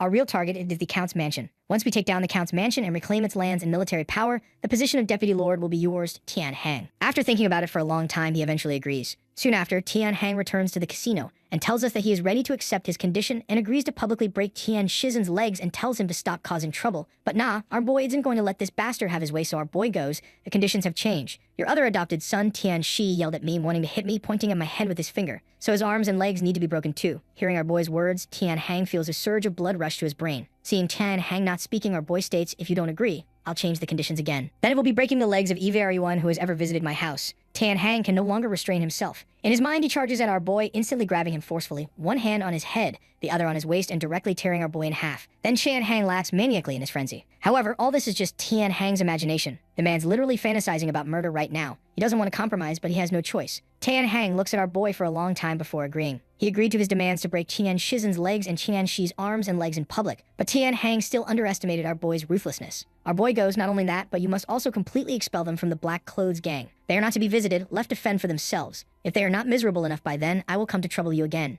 Tian Hang collapses, holding his head in his hands. Boy, he is angry, but now he was too deep into it, so he just screamed, telling our boy that he accepts all of his conditions. Then we cut to some time later at the entrance of Fortune Casino. Tian Shizhen and Tian Shi are tied up for public viewing, and this bastard Tian Hang is putting on a whole performance. He gets close to both of his sons and tries delivering this emotional speech about how he loves them and how they were his favorite. But he can't help the situation, but none of them wants to hear anything from the backstabbing bastard anymore. So he turns to the public and puts on that public act about how his two sons harbored personal grudges against our boy and acted behind his back for revenge and nearly caused a great disaster, saying how Master Shen Lang is not only the son-in-law of the mythical Turtle Count's mansion, but also a close friend of his, and they acted against him. And because of that, he had to punish them. He added that if I do not punish severely, how can I uphold family discipline? Then he ordered his servant to hand him the stick, and the guys walked out with a thick, hard stick. The next moment, Tian Hang raises the stick and fiercely smashes it down on his legs so that Tian Shizhen's legs are broken. From start to finish, Tian Shizhen just lets out a low grunt without screaming in agony. And seeing this, the public is completely surprised. Tian Hang then turns to Tian Shi. He picks up the stick and ruthlessly smashes it down on Tian Shi's legs. Then, with another fierce strike, Tian Shi's arms are brutally broken. And this bastard was a lot more expressive than Tian Shizhen. He started screaming loudly and fainted moments after as he was not able to bear the pain. The faces of everyone around twitch, especially the warriors of the Black Clothes gang. Tian Hang's other adopted sons feel a chill run down their spines. It's a case of one's misfortune affecting others. How loyal Tian Shizhen and Tian Shi had been, and yet at the first sign of trouble, they were the first to be sacrificed. They all can't help but wonder if they'll be next. From then on, Tian Hang's prestige greatly diminishes. He's lost the hearts of the Black Clothes gang. After breaking the legs of his two adopted sons, Tian Hang asks our boy, are you satisfied now? Our boy gives this wicked smile. I am satisfied, but there are still some loose ends to tie up. Tian Hang's face drastically changes, and he tells our boy that he's now pushing his luck. But nah, our boy doesn't care. He tells Tian Hang that he's not asking for much since Tian Hang still owes him 19,000 gold coins. As our boy said, Tian's mind immediately started thinking about how he has already lost tens of thousands of gold coins because of our boy. So where the hell is he supposed to find more money to give our boy now? And just because our boy is a professional gaslighter, he goes, how about this? You first give me 2,000 gold coins, and for the remaining 17,000, write an IOU. How about that? As our boy said, this bastard was fuming red because 2,000 gold coins are already the last of Fortune Casino's cash flow. And our boy is not giving him time to think. He immediately threatens him, saying either give him money or otherwise, one day his legs might unintentionally walk into the casino again. And start throwing the tantrum, saying how it's getting late and how his wife must really be getting anxious at home and how the food will not taste good once it's cold. These words completely break Tian Hang's last nerve. He picks up a stick, unable to bear it any longer, and swings it fiercely at our boy, aiming to crush his head. However, in reality, this is all just in Tian Hang's imagination. Again, this man needs therapy. Then one of his adopted sons hands him a note. Tian Hang sees the note's content. Agree to what Shen Lang said. Give him the money. The Count's family is strict. They will not tolerate the dirty money won from the casino. The Count will deal with him in time. Tian Hang looks towards the second floor, understanding it's an order from Jiang Jin. Furious, Tian Hang snaps the stick in his hand. Gritting his teeth, he agrees to our boy's demand and orders his adopted son to bring out the gold coins. Moments later, 2 boxes of gold coins and an IOU are placed before our boy. But everyone knows the IOU is unlikely to be repaid. Our boy takes the IOU, glances at it, then opens the boxes filled with gold coins. The dazzling golden light almost blinds everyone around. As long as our boy takes this money, the more triumphant he is now, the worse it'll be when he returns to the Count's mansion. This will irreversibly damage the Count's mansion's reputation, so he turns this whole matter of the casino into a moral issue, saying how since you opened this casino, how many people have been ruined, their families torn apart, and then this greedy bastard had to do the thing that was probably most difficult for him. He turned to the public and started going on and on about how he doesn't care about the money and thinks of it as nothing more than dirt, and saying how he hadn't come to the casino to win money but to seek justice for everyone. My father-in-law, the Count, has always said to love the people as one's children. Saying this, our boy grabs a handful of gold coins and scatters them towards the surrounding crowd. All will be given back to the people. Immediately, the crowd goes absolutely wild, scrambling for the gold coins our boy had thrown. Tian Hang watches the scene, his eyes nearly popping out. The man is truly about to explode. Not only did our boy force him to break his adopted son's legs, but he also used his money to win over the hearts of the people. This is not only an insult to his character, but also an insult to his intelligence. Tian Hang is already holding back frustration, and at this point, he can no longer bear it. He directly vomits blood from anger. Meanwhile, inside the casino, Zhang Jin witnesses the scene and is somewhat surprised by our boy's tactics. But the next moment, he curls his lips into a smile and turns to Mayor Lu and says, with the situation now so chaotic, isn't it especially easy for Shen Lang to suffer a sudden misfortune? This ugly bastard clearly understands what Zhang Jin wanted to say. With the crowd fighting over the gold coins below, if a stampede occurs, it wouldn't be traced back to them. And if our boy accidentally gets trampled, it would seem like an accident. Plus, they'll get to blame the Count's mansion for this mishap since it was because of our boy that the stampede happened. Mayor Lu says that if it's a stampede, it's normal for many people to die. Dozens, even hundreds. By then, Shen Lang and the Count's mansion would both be hard-pressed to escape blame. Zhang Jin is shocked by Mayor Lu's ruthlessness. But what's a few deaths as long as they achieve their goals? Outside, thousands of people are still cheering, shouting, "Long live Shen Lang." However, in the chaos, people arranged by Zhang Jin silently merge into the crowd. Once they get close to our boy, they plan to first push away the 4 guards around him, then knock our boy to the ground and cause a major disturbance. Our boy senses the danger immediately. With his keen mind, he can clearly remember many faces, and those he focuses on had appeared at his wedding. Obviously not Tian Hang's men. Our boy quickly guesses their intentions, so he claps his hands forcefully and shouts, "Quiet." Everyone stops moving. The crowd immediately silences as they look toward him. Our boy, holding an empty box, announces all his gold coins have been distributed. However, those few people arranged by Zhang Jin are still shouting to grab the gold coins, but those bastards that Mayor planted shouted that our boy could still distribute some more. Hearing that, our boy just smiles, and in the next moment, our boy takes out the IOU and goes, "I also do not want the 17,000 gold coins. This is all your hard-earned money, so I will hand over this IOU to the mayor, letting the mayor recover the debt for you to be used entirely for aiding the poor families of mythical Turtle City." Instantly, the crowd erupts in cheers. Seeing those few men still pretending to be part of the crowd and pushing towards him, our boy immediately runs towards the second floor of Fortune Casino. He had used his X-ray vision earlier to see Mayor Lu was upstairs. At the same time, Mayor Lu upstairs is shocked. Our boy is actually dragging him into this. Just as he thinks of escaping through the back door, our boy has already reached the second floor. He grabs Mayor Lu and brings him to the window, calling the countless people outside to look their way. In that instant, the few men outside cease their actions, daring not to cause any more disturbances. Then our boy hands the IOU to Mayor Lu in front of all those people and says that he may be a humble status, but the mayor, as the leader of this city, if he were to stand up to recover the debt for the countless poor, surely Tian Hang, that bastard, would not dare to default upon it. Man, our boy is really toying with these bastards now because hearing this, Mayor Lu is completely stunned. The IOU was originally just a piece of waste paper, and now he's actually expected to repay the debt. At this moment, Mayor Lu feels that our boy is a venomous snake that devours men without owing anything. If he refuses to take the IOU, his reputation will be completely ruined, so he just puts on a smile,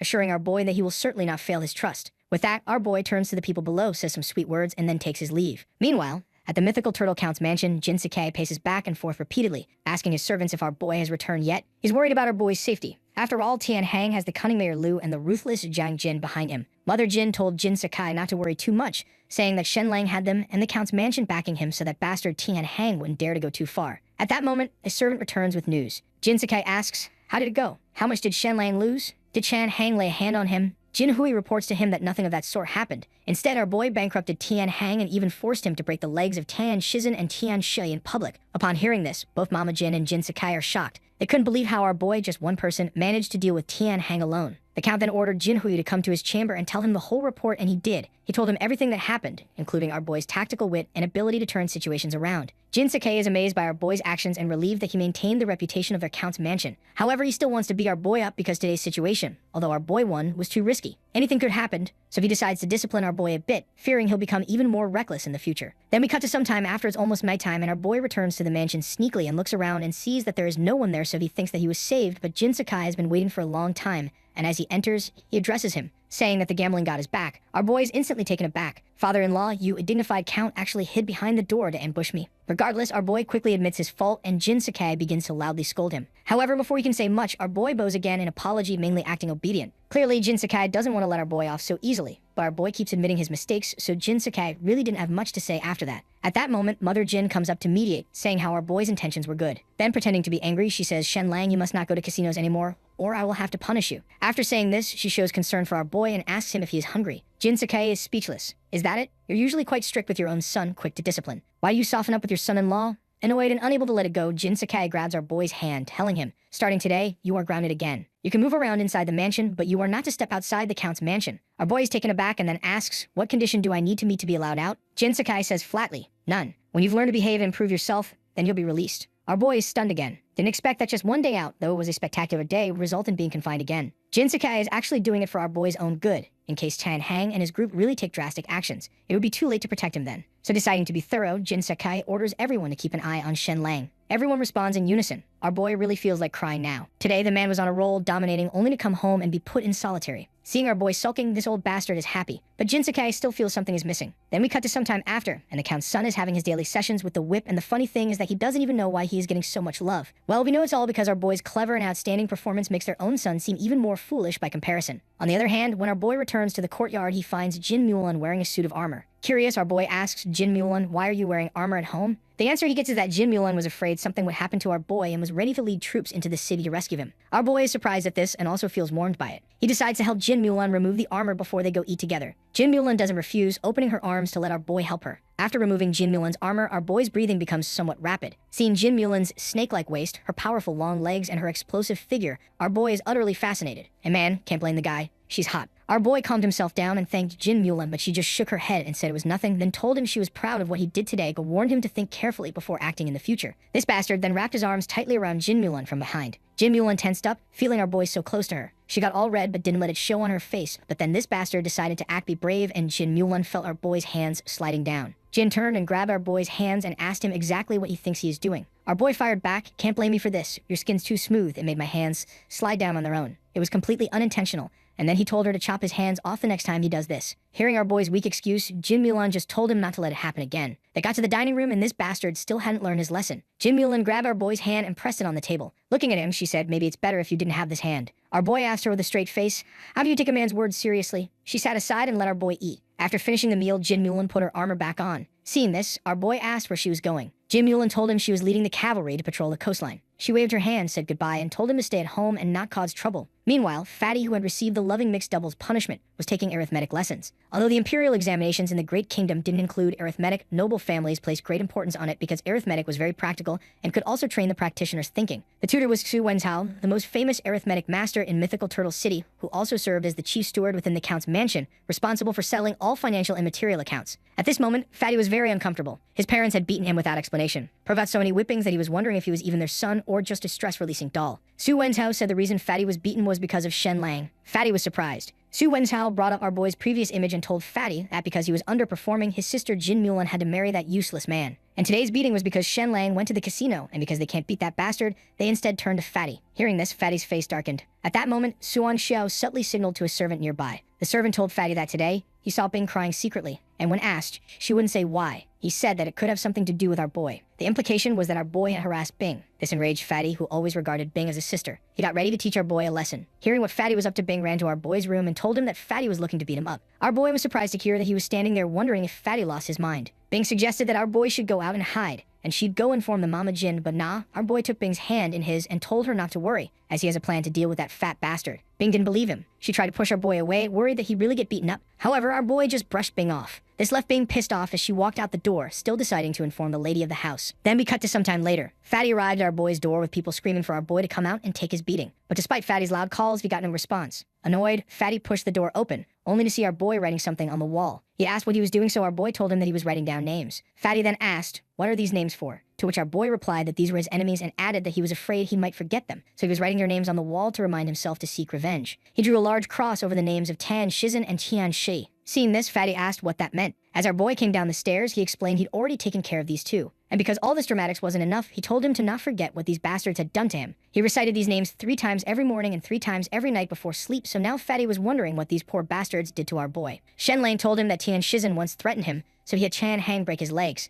As for Tian Shi, the grudge was even deeper. Not only did he threaten him, but he also pointed at his head. He hated nothing more than someone pointing at his head in this life. So both his arms and legs were broken. For a second, Fatty was shocked, thinking, is this bastard for real? Who holds a grudge? Just for that. Listening to all this, Fatty had realized that if he hit our boy, wouldn't he be torn to pieces by him? Then our boy's expression quickly changed and he asked Fatty why he was here. Now this bastard can't exactly say that he is here to bully our boy, so he just hit him with, "Oh, nothing much. I was just passing by." Our boy then asked him if he had heard that Fatty was coming here to beat him up. Fatty immediately went into damage control, asking who said that. Who dares to hit the Count's mansion's son-in-law? Then this bastard ran for his life, but nah, the moment Fatty ran out, he bumped into his most feared entity, his mother. Mother Jin grabbed Fatty by the ear and asked if what she heard was true, that Fatty had come here to bully our boy, and boy, she pulled the whip real quick. At this moment, our boy came out and protected Fatty, saying that Fatty was here just to have a chat with him, and nothing much. Seeing this, Mother Jin swung her hand and slapped the back of Fatty's head, saying how our boy was even trying to protect him. Then turning to our boy, she said, "You don't have to plead for my foolish son." She then turned around and pulled out a whip, but our boy told her not to beat Fatty up, as he was just a simple man, and if there is something, he'll talk to him. Mama Jin finally gave up the idea of child abuse and told our boy that he can do what he wants, and then,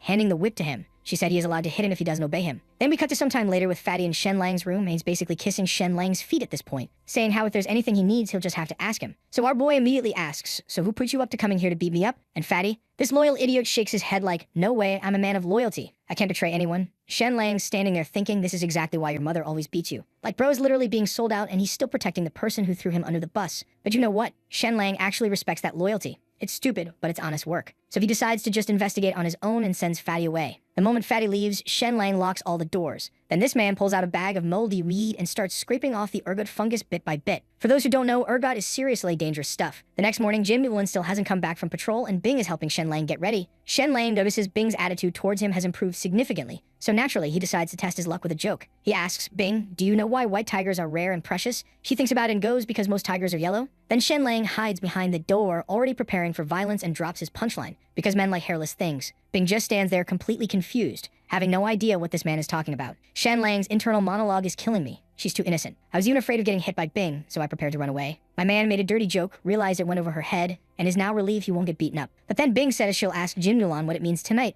and our boy had a mini heart attack right then and there. But then he thought that Jin Mulan is so innocent she probably won't understand either, so I probably won't get beaten. After breakfast, his father-in-law gives him another task: go to school. Shen Lang's like, "I'm already well learned. What more is there to study?" But daddy-in-law is still mad about the casino thing, so Shen Lang decides to just go through the motions. The Count's mansion has its own school with over 100 students, and the moment Shen Lang walks in, everyone's giving him death stares. Why? Because he married Jin Mulan, the dream girl of literally every boy there. Some guys even surround him, ready to jump him, but Fatty comes through with a clutch save, putting his arm around Shen Lang like, "This is my brother-in-law. Show some respect or I'll start hitting people." The group backs off, but they're still giving Shen Lang the evil eye. Then class starts, and the old master does a pop quiz. He asks Shen Lang about some classical text, and Shen Lang just nails it, recites it perfectly, explains the meanings with ease. The old master, thinking Shen Lang just got lucky, asks him more questions. Shen Lang answers them all fluently. Some of his interpretations are so good they even exceed what the old master knew. The teacher's mind is blown. Internally, he is going, "Shen Lang is a genius. I must report this to the Count. We cannot allow Shen Lang's talents to be buried." Everyone else in class is just sitting there shocked, because they all thought Shen Lang was a useless pretty boy who got lucky marrying Jin Mulan. The scene shifts, and now we get to arithmetic class with Su Wenchao, and this bastard already doesn't like our boy and is side-eyeing him hard. Shen Lang is confused. I've never even interacted with this person. Could it be jealousy like the others? But he's over 50. It's not likely he harbors fantasies about Jin Mulan. The class starts and Shen Lang finds it incredibly dull. The content is literally elementary school level stuff, so naturally he falls asleep. Su Wenchao immediately notices it and starts screaming at our boy. He even prepares to hit Shen Lang's palms as punishment, and our boy is like an old man. Aren't others asleep as well? This confirms his suspicion he's being specifically targeted. He wonders why. Could Su Wenchao be related to one of Jin Mulan's 5 suitors? Su Wenchao grabs Shen Lang's wrist to discipline him, and our boy tries to explain that he already knows what he was teaching, but nah, that old idiot isn't having it. He thinks that our boy was lying, so now it's 30 slaps and he'll have to kneel for 3 hours in front of Confucius. Shen Lang looks at him coldly and says, "I respectfully decline." The whole class is Cheshostekig. Su Wenchao's face goes red, blood boiling, and he slams his ruler on the desk so hard it breaks in half and starts screaming, "Shen Lang, you're ignorant and yet you dare defy your teacher. I'm going to report this to the Count's mansion." Then he storms out. Fatty goes pale and tells Shen Lang that if Jinsuke were to find out, he would get a good beating, but nah, our boy is not concerned about that. He asks Fatty, "Was it Su Wenchao who instigated you yesterday?" Fatty shakes his head, playing dumb. No, I can't say. To say it would be disloyal, but his face gives everything away. So Shen Lang asks another question. Is he related to any of the 5 suitors Jin Mulan originally had? Fatty thinks about it and confirms, yes, he's the uncle of Wang Lan's cousin, also a distant relative of his mother. Boom. The mystery is solved. Su Wenchao is the uncle of Chief Clerk Wang Lan from the mythical Turtle City mansion. If Wang Lan had married Jin Mulan, Su Wenchao could have advanced in his career. But then Shen Lang showed up, married Jin Mulan, and blocked that entire path. No wonder this guy sees Shen Lang as a thorn in his side. So Su Wenzhao storms back with Jin Sakai, ready to watch Shen Lang get absolutely destroyed. This teacher is out here accusing Shen Lang of disrespecting his elders and tarnishing the Count's mansion's reputation, practically BGGAing Jin Sakai to beat the crap out of him. Meanwhile, Fatty's already cowering in the corner because he's used to getting his ass beat, but Shen Lang? Nah, our boy isn't scared at all. Shen Lang looks at his father-in-law and calmly says he respects teachers, but the content Su Wenzhao was teaching was basic elementary stuff that he'd already mastered. He wasn't lying about knowing it already. Su Wenzhao loses eight. To say what I taught was simple? Someone who spent 10 years in school and barely recognizes a few characters claims to have learned it all. Ridiculous and laughable. Then this confident bastard throws down a challenge. I'll give you 10 problems. You only need to solve 3. If you can't, you'll receive 30 strokes. Do you dare? Su Wenzhao is sitting there all smug, already imagining Shen Lang getting beaten bloody. After all, arithmetic isn't taught in other schools, so there's no way this pretty boy knows it right. Shen Lang accepts, then hits him with what if I solve all 10 questions. Su Wenzhao straight up laughs. Impossible. If you manage to answer all of them, I will publicly apologize to you. Shen Lang immediately asks his father-in-law to bear witness. Su Wenzhao starts preparing the questions, and you can tell he's trying to come up with the most difficult and possible problems. He's planning to make sure Shen Lang can't solve any of them, so he has an excuse to beat him half to death. Then we cut to 1 hour later. Su Wenzhao, having exhausted his entire brain trying to come up with impossible questions, presents them to Shen Lang. He's got 1 hour to answer. Shen Lang glances at the paper and his lips curl into a smile. Is this it? Bro, this man had a master's degree from his previous life. To him, these questions are like using a cleaver to kill a chicken, complete overkill. First question. How many grains of rice are held by 100 people? Shen Lang is thinking, isn't this a primary school question? Solves it instantly. The second question uses equations. Still too simple for him. The third question is disguised as poetry, but it's just a math problem. Way too easy. Fourth, fifth, and sixth, none of them are even remotely challenging. He's breezing through like he's taking a kindergarten test. Then he gets to the last question and pauses. Now, this is interesting. It's actually a world-class math problem from his previous life. A regular person definitely couldn't solve it. The question asks how many rows can be formed if you plant trees 4 per row, and most people can only figure out maybe 14 to 16 rows. But Shen Lang, this absolute legend, can draw up to 23 rows, which would probably make Su Wenzhao's head explode. Shen Lang quickly writes down all his answers.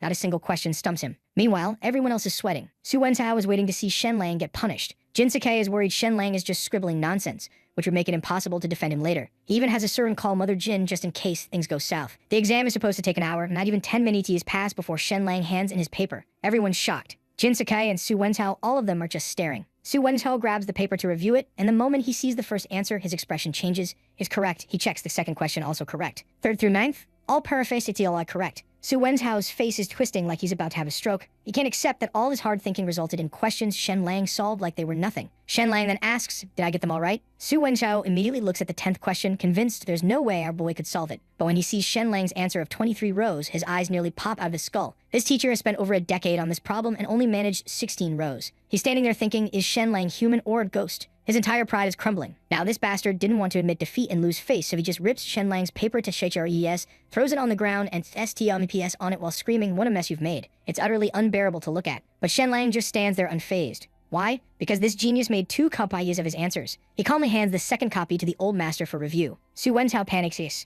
Jin Sakai steps in front of him to stop him from doing anything stupid. Su Wenzhao knows he's finished, internally cursing Shen Lang's cunning. The old master, who's actually skilled in arithmetic, reviews everything from start to finish. When he gets to that last question, he's absolutely stew on engi. He looks at Shen Lang in shock, then Kanan yells to Jin Sakai and goes, congratulations, my lord, for having an arithmetic genius. I've never seen nor heard of such talent. The son-in-law's answers are all correct, and his mathematical skills far exceed the limits of these 10 questions. I am humbled by his prowess. He asks Shen Lang who taught him. And this cocky bastard with the most smug smirk goes, I taught myself. Isn't arithmetic quite simple? Even though Shen Lang gave all the correct answers, Jin Sakai is standing there thinking he still wants to beat this kid up. Man is really being too much with that attitude. Just then our boy notices that bastard is trying to sneak away, so he turns to him and goes, yo, where do you think you're going? You just made a bet. Time to apologize, and man, Su Wenzhao looks like he's about to spontaneously combust right there. This teacher cannot handle the L he's about to take. He wants to run, wants to pretend this never happened. But then Jin Sakai steps in, saying how a teacher must set an example, and before this bastard could come up with another excuse, Mother Jin just walked in and she added her 2 cents. One must take responsibility for their actions.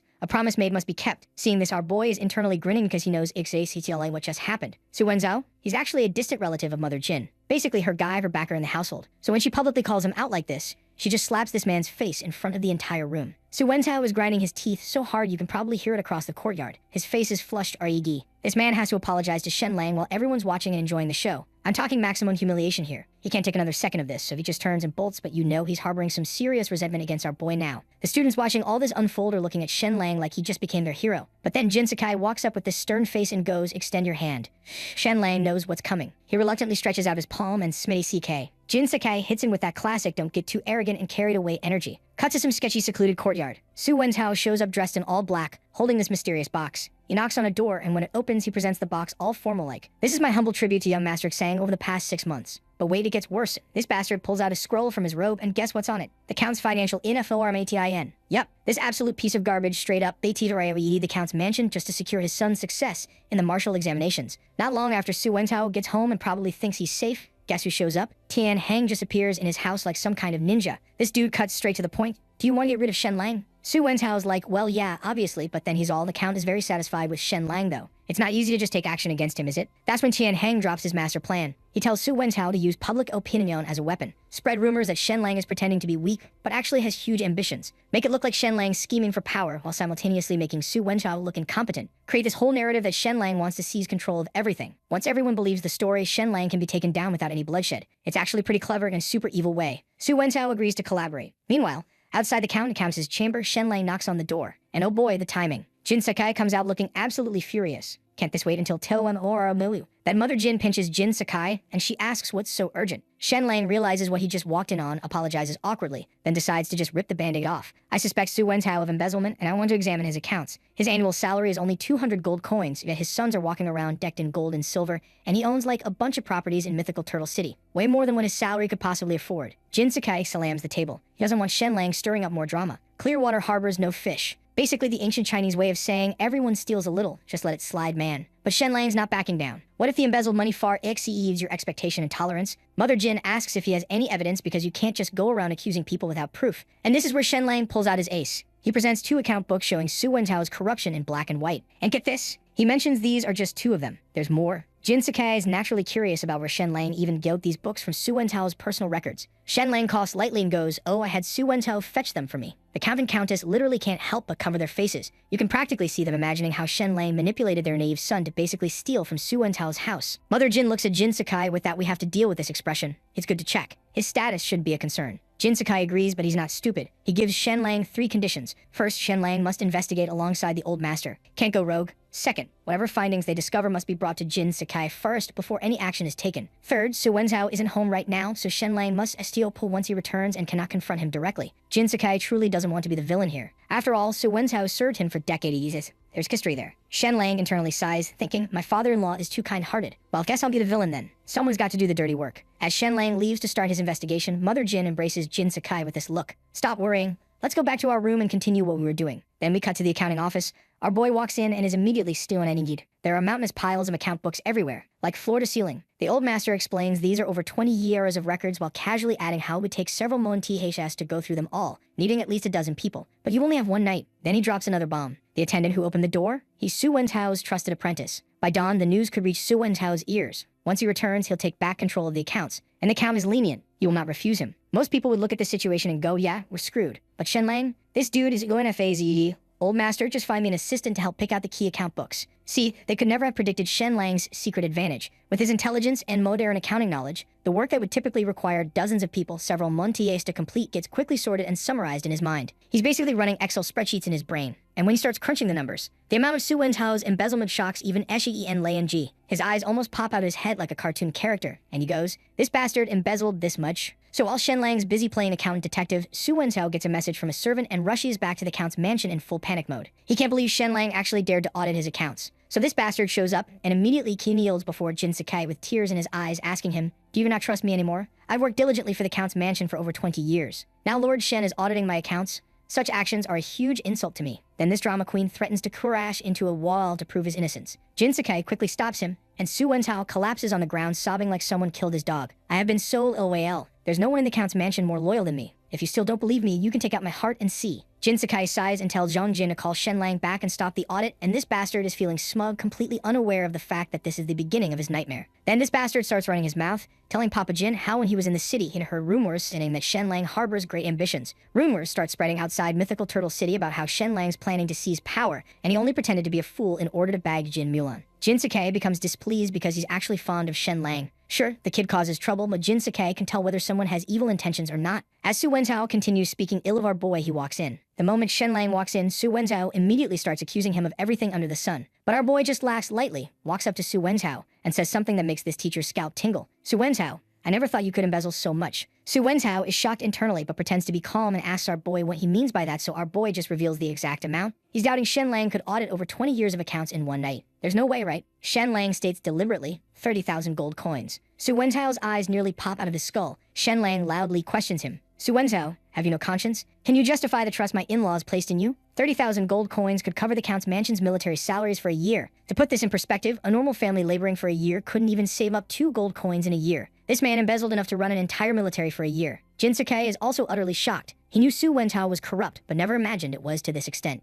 Su Wenzhao, forcing himself to stay calm, kneels before Jin Sakai, alleging that Shen Lang is slandering him, acting like Shen Lang's pushing him towards death. Shen Lang tells him it's useless to shout, then angrily rebukes him. You've got some nerve, even daring to meddle with the military. The number of soldiers hasn't increased, yet expenses keep rising. Su Wenzhao replies that's because of the rise in prices. Shen Lang fires back, then where do the annually depreciated horses, armor, and weapons go? Su Wenzhao, trembling, says they were melted down and remade. And our boy just grins and goes, then why haven't I seen an increase in iron production? Instead, it's decreasing, and even the salt from the Count's mansion is diminishing. On the contrary, the production of sacks and bamboo frames has greatly increased. Why is that? Su Wenzhao can't answer, so Shen Lang answers for him. It's because Su Wenzhao used sacks and bamboo baskets to carry away the iron and salt. Su Wenzhao's sweating coldly from being questioned, but still refuses to admit it. He loudly argues that Shen Lang has no evidence. Shen Lang directly throws out an account book. This is what I made overnight. The account book allows Jin Sakai to clearly understand the expenditures and income, and he's shocked again. There's stuff like buying wine and taking kickbacks, among plenty of other corruption. The more Jin Sakai reads, the angrier he becomes. He asks Jin Zhong to bring the old master to verify if Shen Lang's account book is correct. A moment later, the old master looks at Shen Lang's work and is immediately surprised. He didn't expect Shen Lang to make this in one night. Then he confirms to Jin Sakai that Shen Lang's account is entirely accurate. Su Wenzhao's face turns pale. He knows he can't confess his guilt. He has to wait for those big figures behind him to save him. The gold coins he hid away are his lifeline. So he grits his teeth and denies everything, accusing Shen Lang and others of trying to slander him. Then he starts throwing a tantrum about how our boy just wants to eliminate those who are different. He wants to lay hands on the old folks of the Count's mansion, and how the accounts are all fabricated by Shen Lang. Without solid proof, I would rather die than submit. Seeing this, Jin wanted nothing but to beat this backstabbing bastard, but nah, our boy had other plans for this old idiot. So he just casually pulls over a chair, sits down in front of Su Wenzhao all casual-like and goes, I know where the solid evidence is. It's the gold coins that Su Wenzhao embezzled and hid away. Su Wenzhao naturally doesn't believe him. Shen Lang is indifferent and asks his father-in-law to take some men with him. Jin Sakai orders Jin Zhong to dispatch 100 cavalry, all to follow Shen Lang's arrangements. So we cut to an hour later, the group arrives at a stone outpost that's already in a state of semi-abandonment. Su Wenzhao sees it and is so scared he can no longer walk. He can't figure out why Shen Lang knows about this place.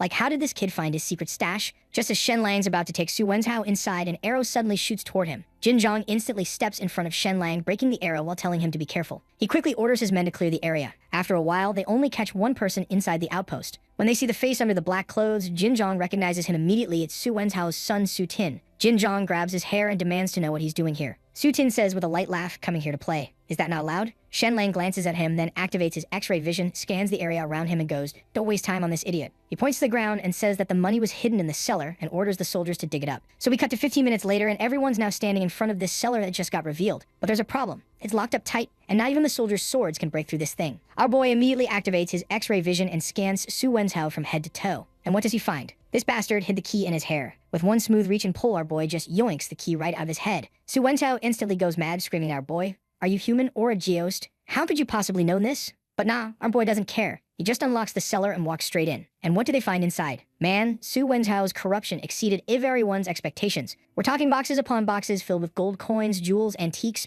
paintings, and the whole 9 yards. It's basically a dragon's court down there, and seeing this, Jin Zhong is absolutely enraged seeing all this. But then our boy finds something even better, an account book. And this isn't just any ledger, it's essentially Su Wenzhao's diary of CRWPIN. This thing clearly records when he embezzled, how much he took, and probably what he had for breakfast while doing it. The evidence is now irrefutable, solid as a freaking rock. At this moment, the soldier asks the important question. What about Su Wenzhao's son? Our boy states it flatly with no emotion whatsoever. Kill him. Burn the body to ashes and throw it into the sea. Su Wenzhao's son panics and pulls out this scroll about the new policies of the Hexu Kingdom, desperately saying that local nobles have no right to kill or threaten citizens. Our boy just gives him this cold look, draws a soldier's sword, and places it right beside the dude's neck. In the next moment, blood splatters all over Shen Lang's indifferent face as Su Wenzhao's son convulses and drops to the ground. Jin Zhong is standing there genuinely impressed. Son-in-law, the way you cut down a man feels even more skilled than me. Soon after, the entire convoy returns fully loaded with all that stolen treasure. Our boy is sitting in the carriage just staring at his palm, and he's having this moment. In this strange world, I finally stain my hands with blood. To live a comfortable life, it's really not easy, but no one can threaten my family.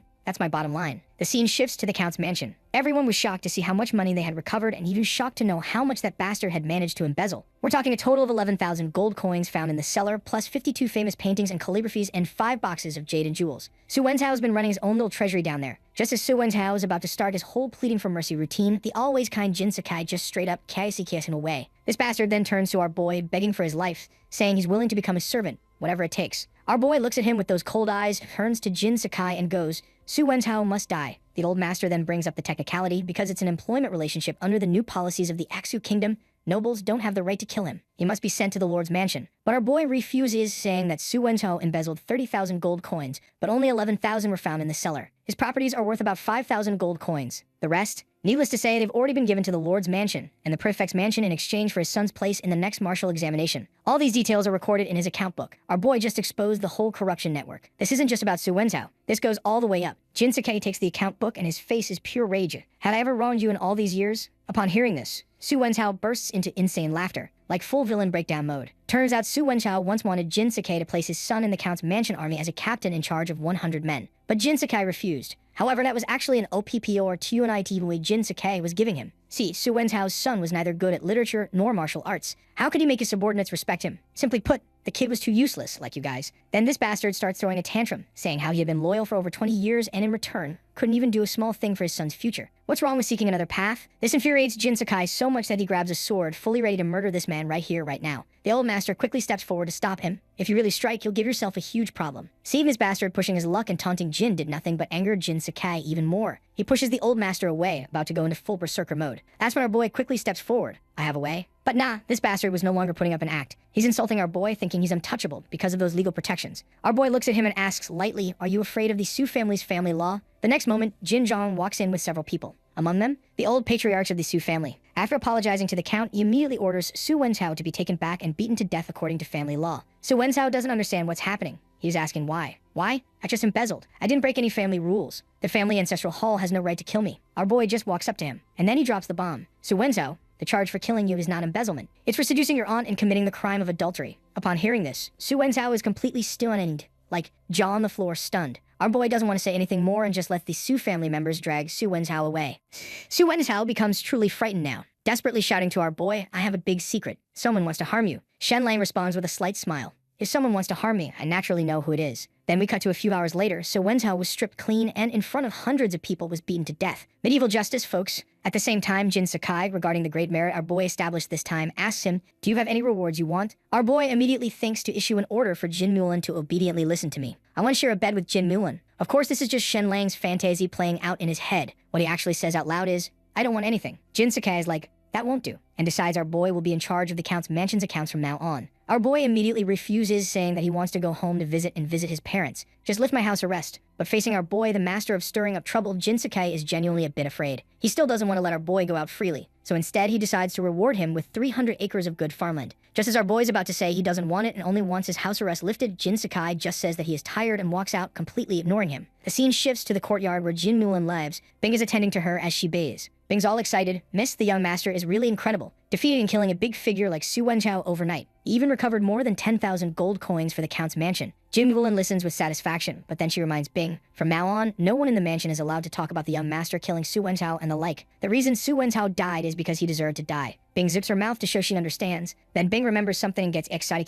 curious. Oh, the young master told me yesterday that the white tiger is the most precious. Miss, do you know why? Jin Mulan's somewhat curious. How did you answer? Bing explains, I said it was because of the color of the tiger. But the young master said the white tiger is rare because they were hairless in particular spots and men like that. She adds that she thought he was just talking nonsense. What does the white tiger have to do with hair? Miss, what do you think? At this moment, Jin Mulan is taken aback. It seems she realizes something and she instantly blushes from ear to ear, probably turning 50 shades of red. How did our boy know my secret? Could it be that he spied on me bathing? But then Jin Mulan thinks again. That's impossible. Our boy has no martial arts skills, so she would have noticed if he were spying on her. Then she asks Bing, where is our boy? And when Bing sees her mistress's reaction, she finally understands what our boy meant. So Jin Mulan asks Bing to help her get dressed, and she's got this determined look on her face that clearly screams, I'm going to punish the wicked and promote the good. Then she turns to Bing and goes, remember, Bing, a man must be kept in check. If not managed for 3 days, he'll climb onto the roof to remove tiles. Bing asks in confusion, are you going to hit the young master? Jin Mulan turns around and says, women of the Jin family never hit their husbands. Okay, folks, so no hitting. But it only means that our boy is about to suffer in a different way. Then we cut to a few moments later. Jin Mulan spots our boy returning and immediately switches into actress mode. She puts on this sweet smile and asks our boy where he was and tells him that she was looking for him. As he heard her sweet voice, Shen's spider sense told him that he was in deep trouble. He quickly goes, "Thank you for your hard work. I won't disturb your rest," and then tries to bolt out of there. But Jin Mulan blocks his path and says, "My husband, don't go yet. I have a game I want to play with you." Our boy glances at Jin Mulan's perfect figure and his face quickly turns red.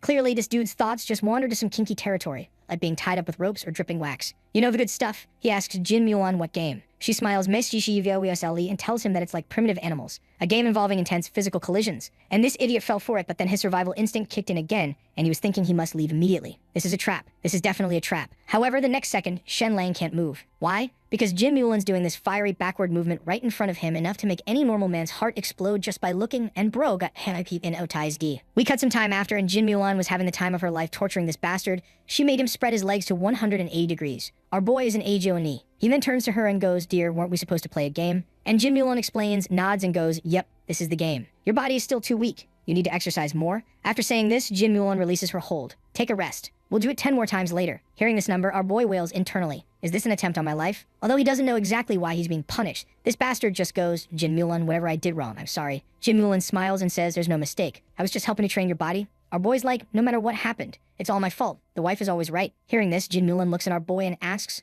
"Do you really know what you did wrong?" After that, she gives him this intense look and asks him, "How did you find out my secret? And then use it to tease Bing?" This idiot was confused at first, but then he remembers the words he used to tease Bing yesterday about the white tiger. He instantly understands and becomes Sanji for an instant. Seeing her husband's expression, Jin Mulan's face turns B8 red. She's wishing she could find a crack in the floor to crawl into. She also realizes that our boy had no idea about her secret. It was completely by accident when he teased Bing. He wasn't being some perverted genius. He just got lucky with his joke. Our boy, being the absolute lady that he is, gives Jin Mulan a thumbs up. "Rest assured, my lady, I will definitely not discriminate against you because of this." After saying this, Shen Lang immediately covers his mouth because it was at this moment you realize that he messed up. Jin Mulan looks at him and goes, "Let's do it 20 more times." Then the scene shifts to the night. Exhausted, our boy quickly falls asleep, or so it seems. Jin Mulan walks in at some point looking at Shen Lang's sleeping posture, and she can't help but think, "Aw, look at him all tuckered out from me torturing him." After watching for a while, she kisses him on the forehead and then leaves. However, this bastard wasn't asleep. He suddenly opened his eyes. "Jin Mulan trained me like that today. It would be strange if she didn't feel sorry." Our boy's out here playing 4D chess with his wife's emotions. After that, Shen Lang not only puts on a mask, but also wears gloves. He's got this small black bottle in his hand,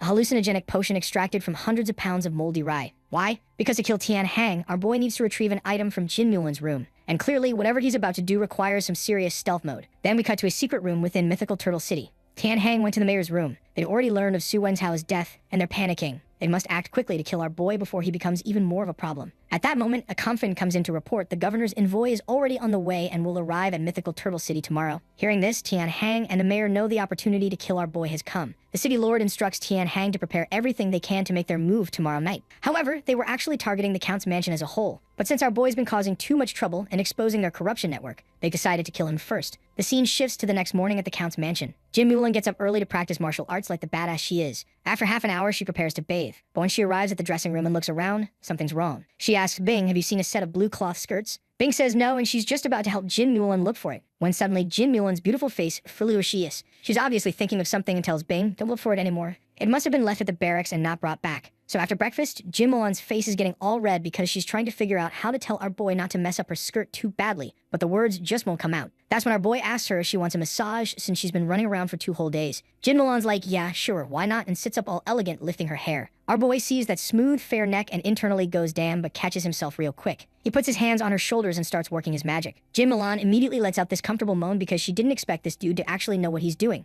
And why wouldn't he? He tells her she's so tense, and Jin Mulan gets suspicious, thinking he's being a pervert. She's like, "I don't know what you're doing, but I know you're being lecherous. Keep this up, and I'm making you exercise again." Our boy immediately gets serious and goes back to work, taking care of her properly. Then he tries the whole "please don't work so hard, it hurts my heart" routine. But Jin Mulan isn't falling for it. She straight up tells him if he's trying to get his confinement lifted, it's not happening, she won't go against daddy's orders. The second she finishes that sentence, our boy's hands are off her shoulders and he's run straight to the door, saying he's got business to attend to. This realistic performance makes Jin Mulan puff up her cheeks, thinking her husband is way too pragmatic. Like the moment she won't do something for him, he just changes his attitude and leaves her hanging. Fast forward a bit, and our boy shows up behind his mother-in-law. His massage game has leveled up even more. Not only that, but Mother Jin's face is covered with this facial mask our boy made. He explains she needs to apply it daily for 15 minutes. Hydration and sun protection are key for a woman's skin. He made 10 total and gave her 6. Mother Jin's curious about those other 4, asking if he gave them to Jin Milan. Nope, kept them for himself. Then our boy drops this line about how right now she could pass as Jin Milan's sister, but maybe not in 10 years. Mother Jin asks if that means she'll age faster. Our boy's like, nah, you might actually look like her younger sister by then. There's this thing called reverse aging. This cracks Mother Jin up completely. Women love hearing stuff like that, don't they? But what would you guys know? But she also knows our boy wants something. Sure enough, he brings up the confinement order. Mother Jin immediately stands up and says she'll talk to Jin Sakai right now. 15 minutes later, Jin Zhong tells our boy the confinement's been lifted.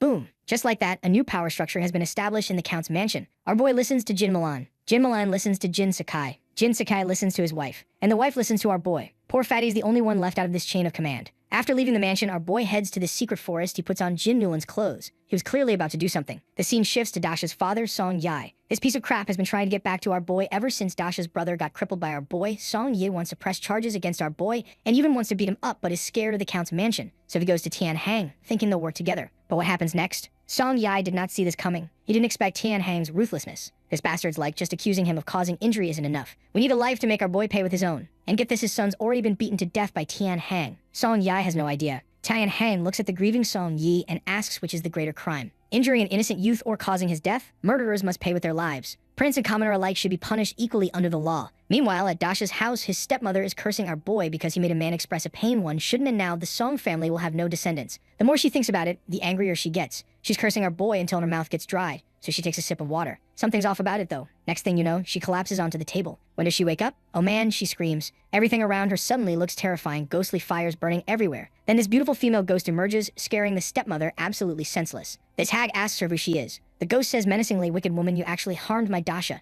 You shall die." As she's talking, ghostly fire appears in the ghost woman's palm and gets launched straight at this old hag. She instinctively raises her hand to block it, but the fire latches onto her hand and won't go out no matter what she does. In full panic mode, she grabs a cup of water, thinking that'll solve the problem. But nope, the fire keeps burning, causing unbearable pain. Song Ji starts begging, saying it was Dasha's father who abandoned him, not her. She realizes this ghostly woman is Dasha's mother from before her death. Our boy then approaches, her cold hand gently touching the ghostly fire, and it immediately goes out. Seeing this, Song Ji starts kowtowing like crazy, thanking her over and over. The ghost looks at her and says, "By heaven's grace, my son didn't die. He was saved by a lucky star, but your son has died." Song Ji was confused as hell. She looked at the ghost and said, "My son hasn't died, he was just injured." The ghost laughs and tells her that the news of his death will arrive soon, and they'll say Shen killed him. Then you'll be asked to go to the Count's mansion to identify our boy as the murderer. He then told her how but it wasn't Shen Lang who killed her son. It was her husband and Tian Hang. Hearing this, Song Ji desperately shakes her head, shouting that's impossible. But with a gesture from the ghost, she finds herself completely frozen. Our boy then goes, "Stop moving, old hag, and listen to me, or I will kill you." The ghost continues saying how Shen Lang is her son's lucky star. When Tian Hang asks you to identify our boy as the murderer,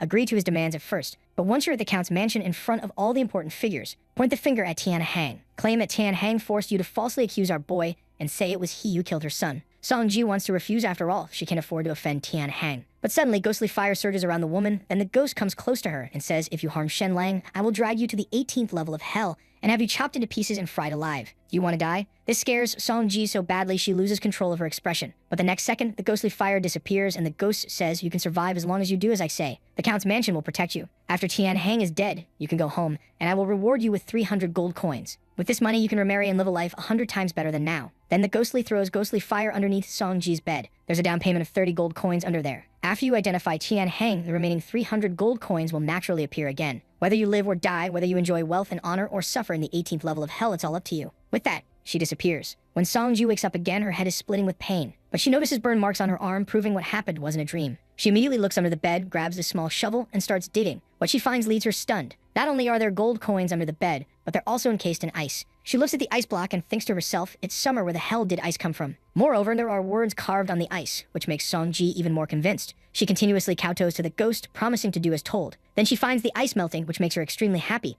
believing it to be the ghost's response. Meanwhile, in a corner, our boy takes off the blue dress. He had used a hallucinogenic potion he made for Dasha's stepmother, white phosphorus for the ghostly fire, saltpeter for the icebox, and a silver needle to simulate the whole ghost pressing down on you feeling. Then this bastard looks at the sky and goes, "Well, dressing in women's clothes was indeed a unique experience, especially when you looked more beautiful than an actual woman in that dress." He then burns the dress, destroying the evidence. As for whether Jin Mulan would notice a dress missing, our boy thinks probably not. But if she does find out, he can't help but start brainstorming excuses. Then he decides, you know what? If it comes down to it, I'll just deny everything. Meanwhile, inside the Black Clothes gang headquarters, one of the subordinates tells Tian Hang the governor will be arriving soon. Tian Hang asks if the prefect is accompanying him personally. The subordinate nods. Tian Hang excitedly slaps the chair. Everything is ready, and the east wind has also arrived. Our boy is as good as dead. but he adds that crushing the stray dog is just a side benefit. Toppling the Count's mansion is the main goal. He then looks toward Dasha's father and orders him to hurry up and bring his wife over to the Count's mansion to identify our boy, and adds that he shouldn't forget to dress her in mourning clothes. Make it look more pitiful. Seeing that Song Yu is still heartbroken, this bastard just goes, "It's just a son. You can have more. After killing Shen Lang, you'll be the head of Hanshu town." With these words, Song Ye lets go of his grief for his son, stands up, and thanks Tian Hang. So the scene shifts to Song Yi's house, and the old hag is just chilling on her bed when Song Yi walks in. He looks all sad and tells her that their son's dead. Dasha's stepmom immediately breaks down crying because she realizes that creepy ghost lady our boy was pretending to be wasn't actually lying to her. She's giving Song Ye this death stare already and wanted to kill this bastard. But Dasha's dad completely misreads the room and thinks all that hatred is aimed at our boy instead. After getting their stories straight with Tian Hang, they haul their son's coffin over to the Count's mansion. Meanwhile, at the mythical turtle Count's mansion, they're rolling out the red carpet for 2 VIPs. First up is Yan Wuji, this staff member from the governor's office, and then there's Zhang Chong, the ruler of New River County, and this Zhang Chong guy, he is an absolute legend. He single-handedly took down the local tyrant of East River County, and now he's been assigned to New River County to basically do the same thing. The Count's mansion are sweating bullets because they know exactly what that means. Jin Sakai and Jin Mulan personally come out to welcome these big shots. Then the scene shifts and everyone's sitting at this fancy banquet hall, and our boy, he couldn't care less about the political tension. Dude's just staring at Jin Mulan like she's the only person in the room. But then Yun Wujin puts down his chopsticks and goes, 20 years have passed. The governor sent me here to ask about your plans for the Isle of Gold Mountain dispute. You guys want us to mediate this peacefully or what?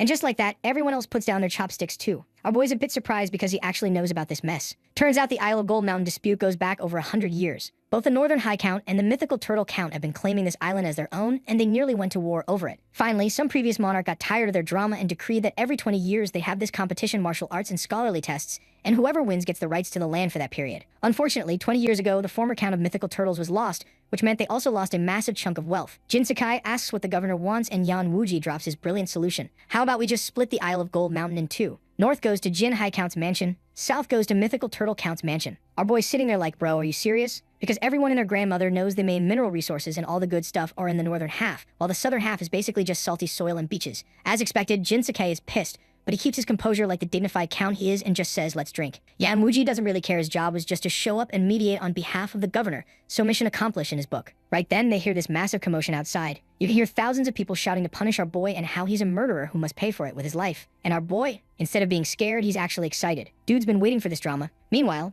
everyone else at the table is acting like they don't hear a thing, just continuing to eat and drink like nothing's happening. Our boy's thinking, truly like dignitaries, but he's also getting a bit anxious because if no one acknowledges this mob, the show can't start. He's literally thinking, if it comes to it, I'll have to take the lead myself. But then Fatty speaks up and goes, Shen Lang, I think there are people outside calling for you. The city lord sends someone to check it out, and not long after, Zhang Jin comes back to report that there are literally thousands of people outside the count's mansion. Jin Sakai isn't even alarmed yet, but the city lord is losing his mind, shouting, how dare they? Are they seeking rebellion? His subordinate explains that they're claiming our boy killed someone and they're here to seek justice. Jin Sakai is a bit stunned because he knows about the incident. He even sent money to Dasha's father to treat his son. Now the kid's supposedly dead, and Jin Sakai can already guess it's some bastard's doing. Mother Jin then pinches Jin Sakai, says, if you even think about abandoning our boy, you're sleeping on the couch for the rest of your life. Jin Sakai signals back that he won't and orders his men to let the people in. Shortly after, Tian Hang and Song Yi walk in carrying a coffin, and Song Ye immediately goes full drama mode. Looking at our boy, he cries out, scoundrel, return my son's life. Then he drops to his knees before the mayor, begging him to seek justice for him. What follows is this tearful complaint about how our boy bullied his son and beat him to death, and man, this bastard's acting is Oscar-worthy. Then he reveals his son's body, showing all these shocking wounds, and begs the lords to do the justice. At this point, Jin Mulan suddenly asks, when did your son die? Song Yi responds that he died the night after being beaten by our boy. Jin Mulan coldly asks, why didn't you come the same day? Why wait until now? Song Yi replies that he was afraid because someone claiming to be a confidant of the count came to him, gave him gold, and threatened to kill his whole family if he didn't keep quiet. Jin Sakai is absolutely pissed to hear that because he knows that it's a blatant lie. He even thinks that his years of caution have made people think the count's mansion no longer commands fear. The city lord asks if there's any evidence, and Song Yi shouts that there are witnesses. The city lord orders them brought in. These men walks in, and all of them say the same thing, that they saw our boy enter the house that day. The city lord looks at our boy and asks if he confesses to the crime. Our boy looks at him and says, I did enter Song Yi's home, but I didn't assault anyone. I was there and delivered silver. Dasha was my good friend. I made sure Song Yi fed him well every day. As he said that Song Yi told everyone that our boy was lying, saying our boy clearly kicked his son to death, and his wife can testify to that, so the mayor summoned his wife. The city lord asks her if she's sure of what she saw, and Song Ji nods, saying she witnessed it herself. Tian Hang starts laughing, thinking he's won, while Song Ye kneels down desperately, begging the city lord for justice. Tian Hang helps Song Ye up and then loudly cites the law of the kingdom. Murder is repaid with life. Even princes are subject to the same laws as commoners. Our boy must be punished accordingly. At this moment, the Black Clothes gang started repeating after him. Murder must be repaid with life. The city lord then looks towards the count and says that to investigate this matter properly, they have to take our boy back to the city. Jinsuke is furious because if our boy is taken away, they could frame him however they want, and listening to all that bastard Tian Hang is grinning like an idiot, thinking that his plan worked, completely unaware of what was about to unfold in a moment. Because Song Ji suddenly points towards him and shouts, "It was Tian Hang who killed my son." She explains that originally Song Yai had kicked her son and injured him, but when he was taken for treatment, he was fine, only a minor injury, but then he suddenly died after this bastard came to their house. What she said took everyone by surprise. No one knew what to say anymore, especially Song Yai. This bastard is shocked and now staring dumbfounded at his wife like, "Woman, what are you doing?" The quickest to react is Tian Hang. Though he's initially confused as to why Song Yi's wife suddenly changed her story, the look in her eyes told him everything. He realizes he's in deep trouble, but then he sees our boy smile and realizes escape is not an option. Once the prey is caught, no one lets go. Tian Hang coughs and tries to play it off, asking the old hag if she is talking nonsense because she is grief-stricken. He then turns to Song Yu with the face of, "Hey bastard, control your women," but nah, she isn't having it. She once again starts shouting about how they were the ones who killed her son. She explains that our boy came to their house to deliver silver because he was worried Dasha wasn't getting enough to eat, and Song Ye immediately tried to silence her, asking what madness had gotten into her and whether our boy threatened her or offered her benefits. At this point, Mayor Lu realized that their plans were doomed if she continued with her story, so he warned Song Ji not to give false testimony and to consider the consequences carefully. This bastard sees his plan completely collapsing and decides to go all in, accusing Song Ji of lying and asking if Shen Lang paid her off or something. But then Song Ji bites her lip and drops the most nuclear bombshell possible. "My son was hitting puberty and getting curious about women, so he tried to peep on me while I was bathing." Song Ji caught him and beat his ass. This confession has everyone shook. Tian Hang standing there with his mouth open. Song Ji's confused as hell, and Jin Mulan's dying from secondhand embarrassment, like someone just told her parents about her browser history. Now Tian Hang's really desperate, so he starts choking.